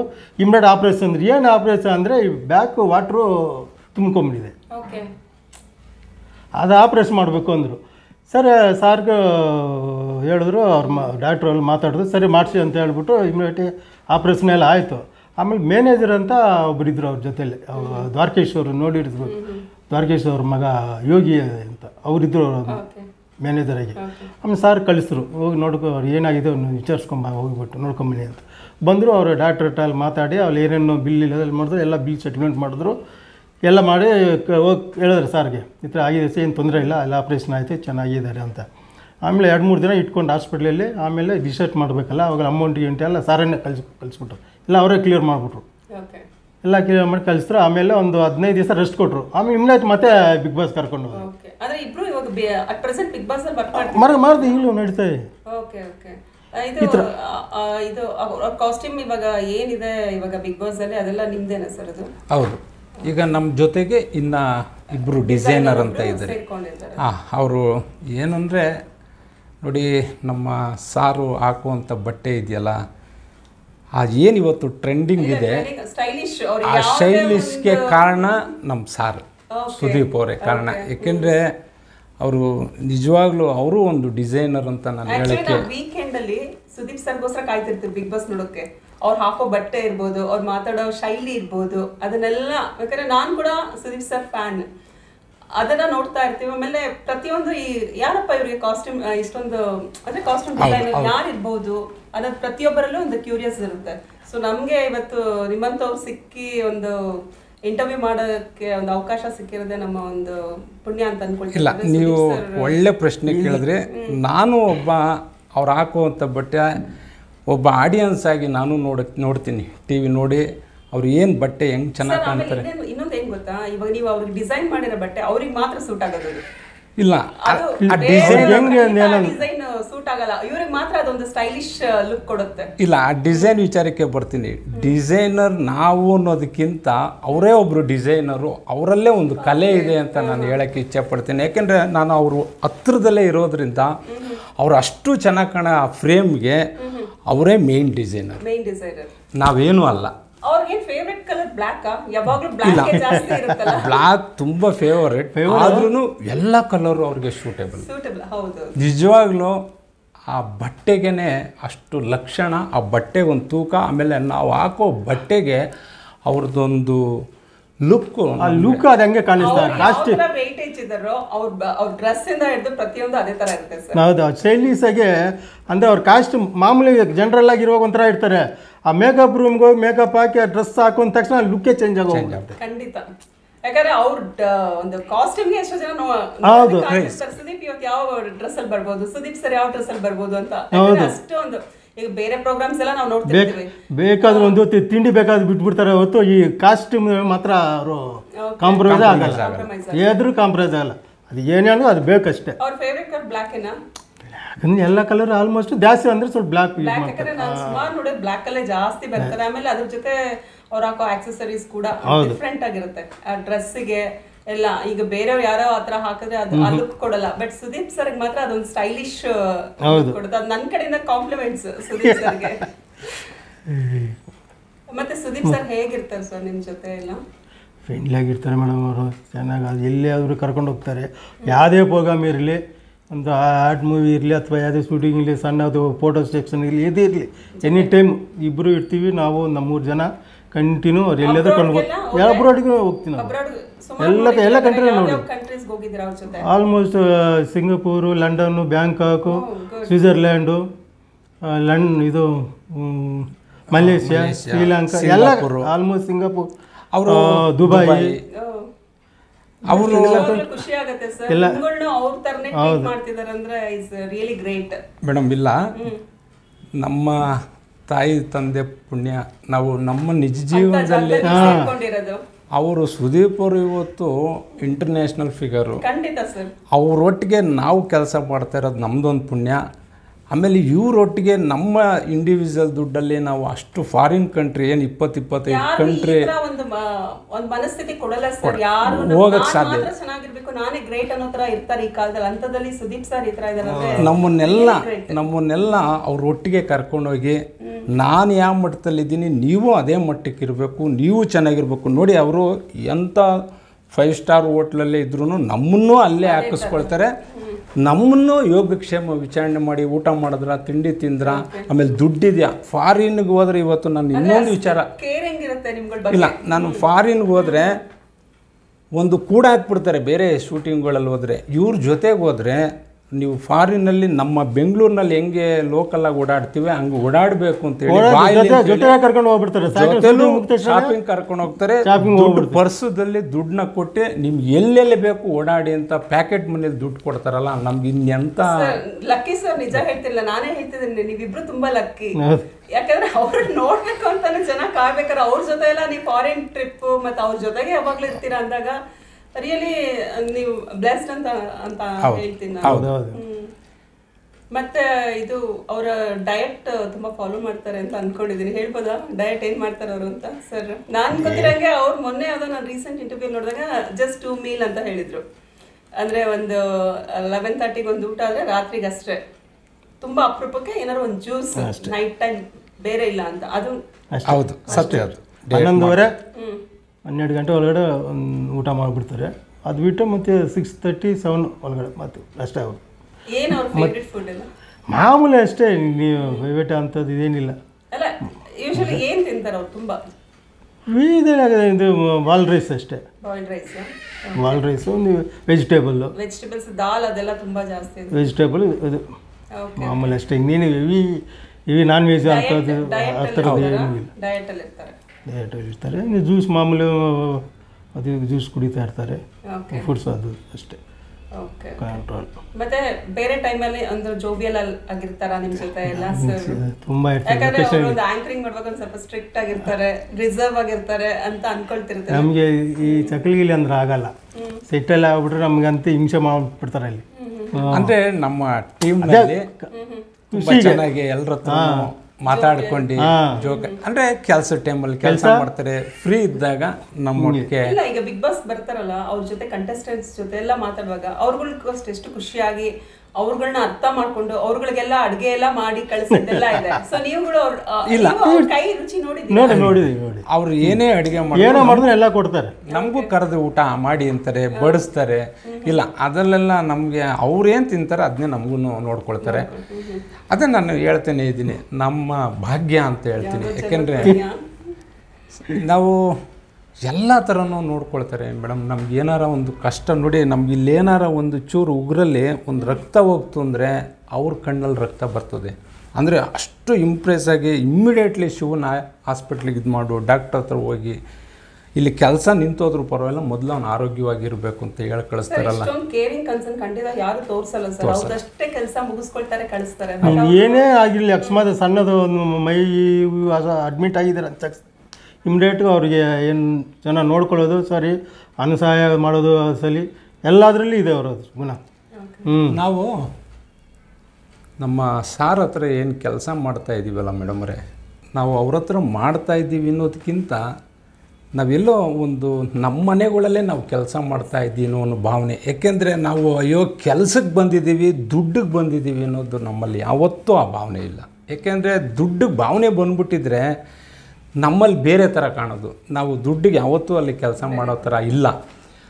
ಅವರು ನಮ್ಮ ತಾಯಿ ಅಂದ್ಕೊಂಡು ನಾವು ಅವ್ರನ್ನ ಹತ್ರ ಕೆಲಸ ಮಾಡ್ತೀವಿ. ಹೌದು, ಯಾಕೆಂದರೆ ಅಷ್ಟು ನಮ್ಮನ್ನು ಇಂಟ್ರೆಸ್ಟಾಗಿ ನೋಡಿ ನಮ್ಮ ಎಲ್ಲವನ್ನೂ ಭಾವನಿಸಿ, ನಮ್ಮ ಕಷ್ಟ, ನಮಗೇನಾರು ದುಡ್ಡು ಪ್ರಾಬ್ಲಮ್ ಬಂದರೆ ನಮ್ಮ ಫ್ಯಾಮಿಲಿಗೆಲ್ಲ ಒಂದು ಹೆಲ್ಪ್ ಮಾಡಿ ಇವತ್ತು ನಾವೇನಾರ ಈ ಮಟ್ಟಿಗೆ ಬೆಳೆದಿದ್ದೀವಿ ಅಂದರೆ ನಾವು ಅವ್ರನ್ನ ಕೃಷ್ಣ ಅಂತಲೂ ಹೇಳೋಕ್ಕೆ ಇಚ್ಛಪಡ್ತೀನಿ. ನೋಡಿ, ಅವ್ರ ಹೆಸರಲ್ಲೇ ಕಿಚ್ಚ ಅನ್ನೋದಿದೆ. ಆ ಕಿಚ್ಚ ಅನ್ನೋದೇ ಶ್ರೀಕೃಷ್ಣನ ಹೆಸರು. ಆ ಕೃಷ್ಣ ಪರಮಾತ್ಮ ಇಡೀ ದೇಶಕ್ಕೆ ಒಂದು ನಾಯಕ. ಹಾಗೆ ನಮಗೂ ಅವರು ಒಬ್ಬರು ನಾಯಕರು ಅಂತ ನಾನು ಭಾವಿಸ್ತೀನಿ. ಯಾಕೆಂದರೆ ಅವ್ರನ್ನ ಯಾವತ್ತೂ ನಾನು ಜೀವಮಾನ ನಾನು ಸಾಯೋವರೆಗೂ ಅವ್ರನ್ನ ಮರೆಯಲ್ಲ. ಯಾಕೆಂದರೆ ಇವತ್ತು ನನಗೆ ಈ ಒಂದು ಆಶ್ರಯ, ಇವತ್ತಿಗೂ ನನಗೊಂದು ಪ್ರಾಬ್ಲಮ್ ಬಂದರೆ ಇವತ್ತು ಅವರು ಕರೆದು ಬೆಂತಟ್ಟೆ ಇನ್ನೂ ಒಂದು ವಾರ ಕೆಲಸಕ್ಕೆ ಬರಬೇಡ, ನಿನ್ನ ಮನೆ ಕಡೆ ಎಲ್ಲ ನೋಡ್ಕೊಂಡು ಬಾ, ನಿನಗೆ ಎಷ್ಟು ದುಡ್ಡು ಬೇಕು, ನಿನಗೇನು ಬೇಕು, ನಾವಿರೋವರೆಗೂ ನೀನು ಎದುರುಬೇಡ ಅಂತಾರಲ್ಲ. ಅದಕ್ಕಿಂತ ಯಾರು ಇವತ್ತು ನಟರಾಗಲಿ ಇನ್ನೊಂದಾಗಲಿ ಯಾರು ನೋಡಲ್ಲ. ಮೊನ್ನೆ ಕೊರೋನಾ ಟೈಮಲ್ಲಿ ಮೇಡಮ್ ನಮಗೆ ಕೆಲಸ ಸ್ಟಾರ್ಟ್ ಆಯಿತು. ಹೈದರಾಬಾದಿಗೆ ಶೂಟಿಂಗ್ ಸ್ಟಾರ್ಟ್ ಆಯ್ತಲ್ಲ ಅವ್ರದ್ದು ಸಾರ್ದೊಂದು ವಿಕ್ರಾಂತ್ ರೋಣ ಅಂತ. ಅವಾಗ ನಾನು 1 ಮಂತ್ ಹೋಗಲಿಲ್ಲ. ಕೊರೋನಾ ಆಪ್ರೇಷನ್ ಆಗಿತ್ತಲ್ಲ, ಅದು ಬೇಡ ಸುಮ್ಮನೆ ಯಾಕೆ ರಿಸ್ಕ್ ತಗೊಂತೀವಿ ಅಂದ್ಬಿಟ್ಟು ನಾನು ಹೋಗಲಿಲ್ಲ. ಮಂತ್ಲಿ ಅಮೌಂಟ್ ನನಗೆ ಆಗ್ತಾಯಿದ್ರು. ನನಗೇನು ಸ್ಯಾಲ್ರಿ ಬಿಡ್ತಾ ಅದ್ರ ಅಮೌಂಟ್ ನನಗೆ ಮಂತ್ಲಿ ಕೊಡ್ತಾರೆ. ಅಂದರೆ ಕೊರೋನಾ ಬೇಡ, ಇವ್ರಿಗೆ ಏಜ್ ಆಗಿದೆ, ಇವ್ರಿಗೊಂದು ಆಪ್ರೇಷನ್ ಆಗಿದೆ, ನೀನು ಬೇಡ ಅಂತೇಳಿ ಮನೇಲಿರು. ಯಾಕೆಂದರೆ ಅವಾಗ ಟೈಟು ಕೊರೋನಾ, ಆರಾಮಾಗಿದ್ದಾರೆ. ಅವತ್ತು ಕೊರೋನಾ ಮೇಡಮ್, ಕೊರೋನಾ ಟೈಮ್ ಅಲ್ವಾ, ಇಡೀ ಇಂಡಸ್ಟ್ರಿ ತತ್ತರಿಸೋಗಿದೆ. ಆ ಕೊರೋನಾದಲ್ಲಿ ಅವರು ಸಿನಿಮಾ ಶೂಟಿಂಗ್ ಮಾಡಿದ್ರು. ನಮಗೆ ನಿಜವಾಗ್ಲೂ ಗ್ರೇಟ್ ಅನ್ನು ನೆನೆಸ್ಕೋಬೇಕು. ಅದು ನಾನು ಕೂಡ ವಿಕ್ರಮ್ ಆಸ್ಟ್ರೇಲಿಯಾದಲ್ಲಿ ನೋಡಿದೆ. ಅಲ್ಲಿ ಕೂಡ ಸುಮಾರು ಜನ ಕನ್ನಡದವರು ಮೂವಿ ಅವತ್ತು ಕೂಡ ಹೌಸ್ಫುಲ್ ಆಗಿತ್ತು. 2 days ಏನೋ ಅಲ್ಲಿ ರಿಲೀಸ್ ಮಾಡಿದ್ರು. ಅವಾಗ ಆ ವಿಕ್ರಾಂತ್ ರೋಣ ಸಿನಿಮಾದಲ್ಲಿ ಕೊರೋನಾದಲ್ಲೂ ಸಿನಿಮಾ ಧೈರ್ಯ ಮಾಡಿ ವರ್ಕರ್ಸ್ ಇವತ್ತು ತತ್ತರಿಸೋಗವ್ರೆ. ಇವ್ರಿಗೊಂದು ಕೆಲಸ ಕೊಡಲೇಬೇಕು, ಏನಾದರೂ ಕೊರೋನಾ ಹೆದರಬೇಡಿ, ನಾನು ಎಲ್ಲರಿಗೂ ಟ್ರೀಟ್ಮೆಂಟ್ ಕೊಟ್ಟು ಎಲ್ಲ ಒಂದು ಡಾಕ್ಟ್ರನ್ನೆಲ್ಲ ಇಟ್ಟು ಸಿನಿಮಾ ಸ್ಟಾರ್ಟ್ ಮಾಡೋಣ. ಯಾಕೆಂದರೆ ವರ್ಕರ್ಸು 3 ತಿಂಗಳು ಮೇಡಮ್ ನಾವು ಯಾರೂ ಕೆಲಸ ಇಲ್ಲದೆ ತುಂಬ ಟೈಟಲ್ಲಿದ್ದಾಗ ಇವರು ಸಿನಿಮಾ ಸ್ಟಾರ್ಟ್ ಮಾಡ್ತಾರೆ. ಸಿನಿಮಾ ಸ್ಟಾರ್ಟ್ ಮಾಡಿ ಸುಮಾರು 350 ಜನಕ್ಕೆ ಆ ಸಿನಿಮಾದಲ್ಲಿ ಕೆಲಸ ಕೊಟ್ಟರು. ಅವತ್ತು ಅವ್ರು ಸ್ಟಾರ್ಟ್ ಮಾಡಿದ್ದು ಮತ್ತೆ ಇಂಡಸ್ಟ್ರಿಯವರೆಲ್ಲ ಬೇರೆ ಬೇರೆ ಬೇರೆ ನಿಧಾನಕ್ಕೆ ಸ್ಟಾರ್ಟ್ ಮಾಡಿದ್ರು. ಆಗ ಇಡೀ ನಮ್ಮ ವರ್ಕರ್ಸ್ಗೆಲ್ಲ ಸಿನಿಮಾದಲ್ಲಿ ಕೆಲಸ ಸಿಕ್ತು. ಇವತ್ತು ಪರವಾಗಿಲ್ಲ. ಇವತ್ತೆಲ್ಲ ಪೀರಿಯಡ್ ಸುಮಾರು ಜನ ಕಷ್ಟ ಬಿದ್ದವರೆಲ್ಲ ಇದ್ದಾರೆ. ಎಷ್ಟೋ ಜನ ದೊಡ್ಡವ್ರ ಜೊತೆ ಇದ್ದವ್ರಿಗೂ ಕೂಡ ಅವ್ರಿಗೆ ಸಹಾಯ ಸಿಕ್ಕಿಲ್ಲ. ಅಂಥದ್ದು ನೀವು ಸುದೀಪ್ ಸರ್ ಜೊತೆ ನೀವೆಲ್ಲ ಇರೋದೇ ಒಂದು ಪುಣ್ಯ ಅನ್ಕೊಳ್ತೀರಿ. ಅಂತ ಟೈಮ್ ನಿಮ್ಗೆ ಏನು ಕಷ್ಟ ಅಂತ ಅನಿಸಿಲ್ಲ. ನಮಗೆ ಕಷ್ಟ ಅಂತ ಏನಿದೆ, ಕಷ್ಟ ಅಂತದ್ದು ಹೇಳಿ ಅವರೇ ನೋಡ್ಕೊತಾರೆ. ಏನಿದ್ರು ಅವ್ರು ಅಕಸ್ಮಾತ್ ಒಂದು 15 ದಿವಸ ಕೆಲಸ ಇಲ್ಲ ಅನ್ನೋದ್ರು ಅವರೇ ಕರೀತಾರೆ ಮನೆ ಹತ್ರ. ಏನು ದುಡ್ಡು ಬೇಕಾ, ಎಷ್ಟು ಹೆಂಗೆ, ಏನು ಮಾಡಿದ್ರೆ, ಊಟ ಮಾಡಿದ್ರೆ, ತಿಂಡಿ ಆಯ್ತಾ, ಹೆಂಗಿದ್ದೀರಾ, ಏನು ಮಾಡ್ತಾಯಿದ್ರಿ, ಬೇರೆ ಹೇಳಿ ಕೆಲ್ಸಕ್ಕೆ ಹೋಗಿದ್ರಾ ಅಂತಾರೆ. ಏನು ಎಲ್ಲಿ ಹೋಗೋಣ ಸರ್, ನಿಮ್ಗೆ ಬಿಟ್ಟು ನಾವೆಲ್ಲ ಒಂದು ಕೆಲಸ ಅನ್ನೋದು. ನಾವು ಹೋದರೆ ಒಂದು ಏನೋ ಅವ್ರ ಕೈಲಿ ಆವಾಗ ಸಹಿತ ಕೈ ಕೊಡ್ತಾರೆ. ಹಿಂಗೆ ಹೌದು. ನನಗೆ ಅವರು ಇವ್ರ ಹತ್ರ ನಾನು ಕೆಲಸಕ್ಕೆ ಹೋದಾಗ ನಾನು ಕೆಲಸ ಮಾಡಲ್ಲ ಸರ್, ಇವರು ಕೆಲಸಕ್ಕೆ ಕರ್ಕೊಂಡು ಹೋಗ್ತಾರೆ, ಕರೆದಿರ್ತಾರೆ. ಅಲ್ಲಿ ಕೆಲಸಕ್ಕೆ ಹೋಗ್ತೀನಿ. ನನಗೆ ಒಂದು ಕೆಲಸ ಮಾಡು ಅಂತ ಕರೆದಾಗ ನಾನು ಮಾಡಲ್ಲ ಸರ್ ಅಂತೀನಿ. ಏನಕ್ಕೆ ನಾನು ಆಲ್ರೆಡಿ ಬೇರೆ ಆರ್ಟಿಸ್ಟ್ಗಳೆಲ್ಲ ಒಂದು ಕಾಸ್ಟ್ಯೂಮ್ ಚೀಪಾಗಿ ಕೆಲಸ ಮಾಡ್ತಾಯಿರ್ತೀನಿ. ಹಾಗೆ ಸಂಘದ ಅಧ್ಯಕ್ಷನಾಗಿರ್ತೀನಿ. ನನಗಾಗಲ್ಲ, ಅವ್ರ ಹತ್ರ ಮಾಡೋಕ್ಕಾಗಲ್ಲ ಅಂತೀನಿ. ಆಗ ಅವರು ನಿಜವಾಗ್ಲೂ ನಿನಗೆ ಬದುಕೋದು ಗೊತ್ತಿಲ್ಲ, ಬದುಕಬೇಕಾದ್ರೆ ನಿನ್ನ ಹಿಂದೆ ಹೆಂಡತಿ ಮಕ್ಕಳು ಎಲ್ಲ ಇದ್ದಾರೆ, ಬದುಕೋ ದಾರಿ ನೋಡ್ಕೋ, ನನ್ನ ಮಾತು ಕೇಳು ಅಂತಾರೆ. ಆಗ ನಾನು ಇವ್ರ ಹತ್ರ ಬರ್ತೀನಿ. ನನಗೆ ಒಂದು ಗುರು ಇದ್ದಂಗೆ. ಇವ್ರ ಹತ್ರ ನಾನು ಬರ್ತೀನಿ. ನಾನು ಆಗಲ್ಲ ಅಂದಾಗೆಲ್ಲ ಭಾಳ ಯೋಚನೆ ಮಾಡು ಸಾರ್, ಮಾತು ಸ್ವಲ್ಪ ಯೋಚನೆ ಮಾಡು ಅಂತಾರೆ. ಅವರು ಹೇಳಿದ್ರಲ್ಲಿ ಏನು ಅರ್ಥ ಇದೆ ಅಂತ ನಾನು ಯೋಚನೆ ಮಾಡಿದಾಗ ನಾನು ಪ್ರತಿಯೊಂದು ಇವತ್ತು ಅವತ್ತು ಉಡಾಫೆ ನನಗೆ ಆ ವ್ಯಕ್ತಿತ್ವ ಗೊತ್ತಿಲ್ಲ. ನನಗೆ ಎಲ್ಲೋ ಒಂಥರ ಆಟ ಆಡ್ದಂಗೆ ಕೆಲಸ ಮಾಡ್ಕೊಂಡು ಹೋಗ್ತಿದ್ದನು. ಇವತ್ತು ನಾನು ಏನಾರ ಈ ಮಟ್ಟಿಗೆ ಬೆಳೆದಿದ್ದೀನಿ ಅಂದರೆ ಅವತ್ತು ಹೇಳ್ದಂಥ ಮಾತು ಇವತ್ತು ನಾನು ಮರೀಲಿಕ್ಕೆ ಸಾಧ್ಯ ಇಲ್ಲ. ಯಾಕೆಂದರೆ ನನಗೆ ಇವ್ರ ಹತ್ರ ಕೆಲಸ ಮಾಡೋದೇ ಭಾಗ್ಯ. ಸಾವಿರಾರು ಜನ ಕಾಯ್ತಾ ಇದ್ದಾರೆ, ನಾನು ಮಾಡಲ್ಲ ಅಂತ ಹೇಳ್ತಾ ಇದ್ದೀನಿ. ನಾನು ಮಾಡಲ್ಲ ಅಂತ ಇದ್ದೀನಿ ಅವ್ರ ಹತ್ರ ಕೆಲಸ. ಅವಾಗ ಅವರು ಹೇಳಿದ್ರು, ನೀನು ಬದುಕೋ ದಾರಿ ನೋಡ್ಕೋ, ಈ ಬೇರೆ ಇದೆಲ್ಲ ಬಿಟ್ಬಿಡು, ಯೋಚನೆ ಮಾಡು ಅಂದಾಗ ನಾನು ಯೋಚನೆ ಮಾಡಿದೆ. ಇದು ಒಂದು 8-9 ವರ್ಷ. ಇವರು ಸ್ಟಾರ್ಟಿಂಗಲ್ಲಿ ಅವಾಗ ಎಂಟ್ರಿಯಲ್ಲಿ ನಾನು ಮಾಡಲ್ಲ ಅಂದಾಗ ಅವರು ಒಂದು ಮಾತು ನನಗೆ ಅರ್ಥ ಆಯಿತು. ನಾನು ಬದುಕಬೇಕು, ಇದರಿಂದೇ ನನ್ನ ಜೀವನ ಇದೆ. ಇವರು ಒಂದೊಂದು ಮಾತುಗಳನ್ನ ನಾನು ತುಂಬ ಯೋಚನೆ ಮಾಡಿ ಸ್ವೀಕಾರ ಮಾಡಿ ನಾನು ಅಲ್ಲಿ ಒಂದು ಸ್ಟ್ಯಾಂಡಾಗಿ ನಿಲ್ಲಬೇಕು, ನಾನು ಒಂದು ಹೆಸರು ಮಾಡಬೇಕು. ಇವತ್ತು ನಾನು ಏನಾರು ಈ ಮಟ್ಟಕ್ಕೆ ಬೆಳೆದಿದ್ದೀನಿ ಅಂದರೆ ಅವತ್ತು ನನ್ನ ಬೆನ್ನು ತಟ್ಟಿದ್ರು, ಮಾಡೋದು ಮಾಡ್ತೀಯ, ನಿನ್ನ ಕೈಲಿ ಎಲ್ಲ ಕೆಲಸ ಆಯ್ತದೆ, ನೀನು ಮಾಡೇ ಮಾಡ್ತೀಯ ಅಂತ ಅವತ್ತು ಏನು ನಾನು ಬೆನ್ನು ತಟ್ಟಿದ್ದು. ಇವತ್ತು ನಾನು ಈ ಮಟ್ಟಕ್ಕೆ ನಿಂತು ಇವತ್ತು ನಾನೇನಾರು ಈ ಟಿ ವಿಲಿ ನಿಮ್ಮೊಟ್ಟಿಗೆ ಕೂತಿದ್ದೀನಿ ಅಂದರೆ ಅವ್ರು ತೋರಿಸಿದ ಅನುಕಂಪ, ಅವ್ರು ಬೆನ್ನು ತಟ್ಟಿದ್ಗೆ ಇವತ್ತು ನಾನು ನಿಮ್ಮ ಲೆವೆಲಿಗೆ ನಾನು ಬಂದು ಕೂತಿದ್ದೀನಿ. ಇಲ್ಲಾಂದರೆ ನಾನು ಇವತ್ತೆಲ್ಲೋ ಒಂದು ಸೈಡಲ್ಲಿ ಇರ್ತಿದ್ದೆ. ಅಲ್ಲ ಇರಲಿ, ಇವತ್ತು ನಾನು ಈ ಟಿ ವಿಗೆ ಮಾತಾಡ್ತಾ ಇದ್ದೀನಿ ಅಂದರೆ ಅವ್ರ ಪ್ರೇರಣೆ. ಓಕೆ, ಈ 8 ವರ್ಷದಲ್ಲಿ ಏನು ಚೇಂಜಸ್ ನೋಡಿದ್ರಿ? 8 ವರ್ಷ ಸುದೀಪ್ ಸರ್ ಹತ್ರ ಬರೋದಕ್ಕೂ ಅದಕ್ಕೆ ಮುಂಚೆ ನಿಮ್ಮ ಜೀವನ ಯಾವ ಥರ ಇತ್ತು? ನಾನು ಅವತ್ತು ಒಂದು 200-300 ರೂಪಾಯಿಗೆ ಡೈಲಿ ಕೆಲಸಕ್ಕೆ ಇದ್ದಂತನು, ಅದಾದಮೇಲೆ 1000ಕ್ಕೆ ಬಂದು ಅಂತನು. ಇವತ್ತು ನನ್ನ ಲೆವೆಲ್ಲು ₹1,00,000ವರೆಗೂ ಹೋಗಿದ್ದೀನಿ. ಓಕೆ, ಇನ್ನೇನು ಬೇಕು ಮೇಡಮ್? ನೋಡಿ ಎಲ್ಲಿಂದ ಎಲ್ಲಿಗೆ ಡಿಫ್ರೆನ್ಸ್. 200-300 ರೂಪಾಯಿ ಕೆಲಸ ಮಾಡ್ತಿದ್ದನು, ಆಮೇಲೆ 1000 ರೂಪಾಯಿ ಪರ್ ಡೇ ಕೆಲಸ ಮಾಡ್ತಿದ್ದೀನಿ. ಇವತ್ತು ತಿಂಗ್ಳಿಗೆ ₹1,00,000 ದುಡಿಯಂಗಾಗಿದ್ದೀನಿ. ಲಕ್ಷ ಏನು 2 ಲಕ್ಷ. Well settled. ಹಾಂ, ಇವತ್ತು ಚೆನ್ನಾಗಿದ್ದೀನಿ ನಾನು. ಇವತ್ತು ಅದೇ ನಾನು ಹೇಳಿದೆ, ಇವತ್ತು ಇಂಟರ್ವ್ಯೂ ಕೂತಿದ್ದೀನಿ ಅಂದರೆ ಹೇಳ್ತಾ ಇದ್ದೆ ಯಾವುದು. ಇವತ್ತು ನಾನು ಇನ್ನೂ ಒಂದು ಹೇಳೋಕ್ಕೆ ಇಚ್ಛೆಪಡ್ತೀನಿ. ಇವತ್ತು ನಾನು ಈಗ ರೀಸೆಂಟಾಗೆ ನಾನು ಹುಟ್ಟೂರು ಕುಣಿಗಲ್ಲಿಂದ ಮೋದೂರು ಅಂತ, ಇವತ್ತು ಅಲ್ಲೊಂದು ಮನೆ ಕಟ್ಟಿದ್ದೀನಿ.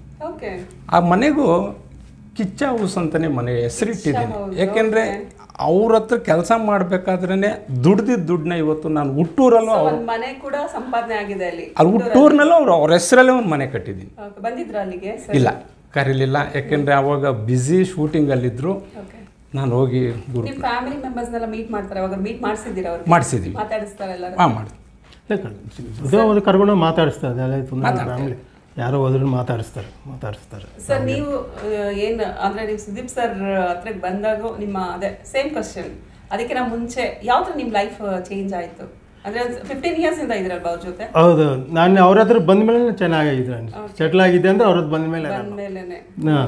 ಅದು ಮುಂಚೆ ಮಾಮೂಲಿ ಕಂಪ್ನಿಗಳು ಕೆಲಸ ಮಾಡ್ತೆ, ಅವಾಗೆಲ್ಲ ಕಮ್ಮಿ ದುಡ್ಡೆಲ್ಲ. ಅವಾಗೆಲ್ಲ ಎಷ್ಟು ಒಂದು ಸಿನಿಮಾ ಫುಲ್ ಸಿನಿಮಾ ಮಾಡಿದು ಒಂದು 30,000 ರೂಪಾಯಿ ಸಿಗೋದಿಲ್ಲ, 50,000 ರೂಪಾಯಿ ಅಷ್ಟೇ ಸಿಗೋದು.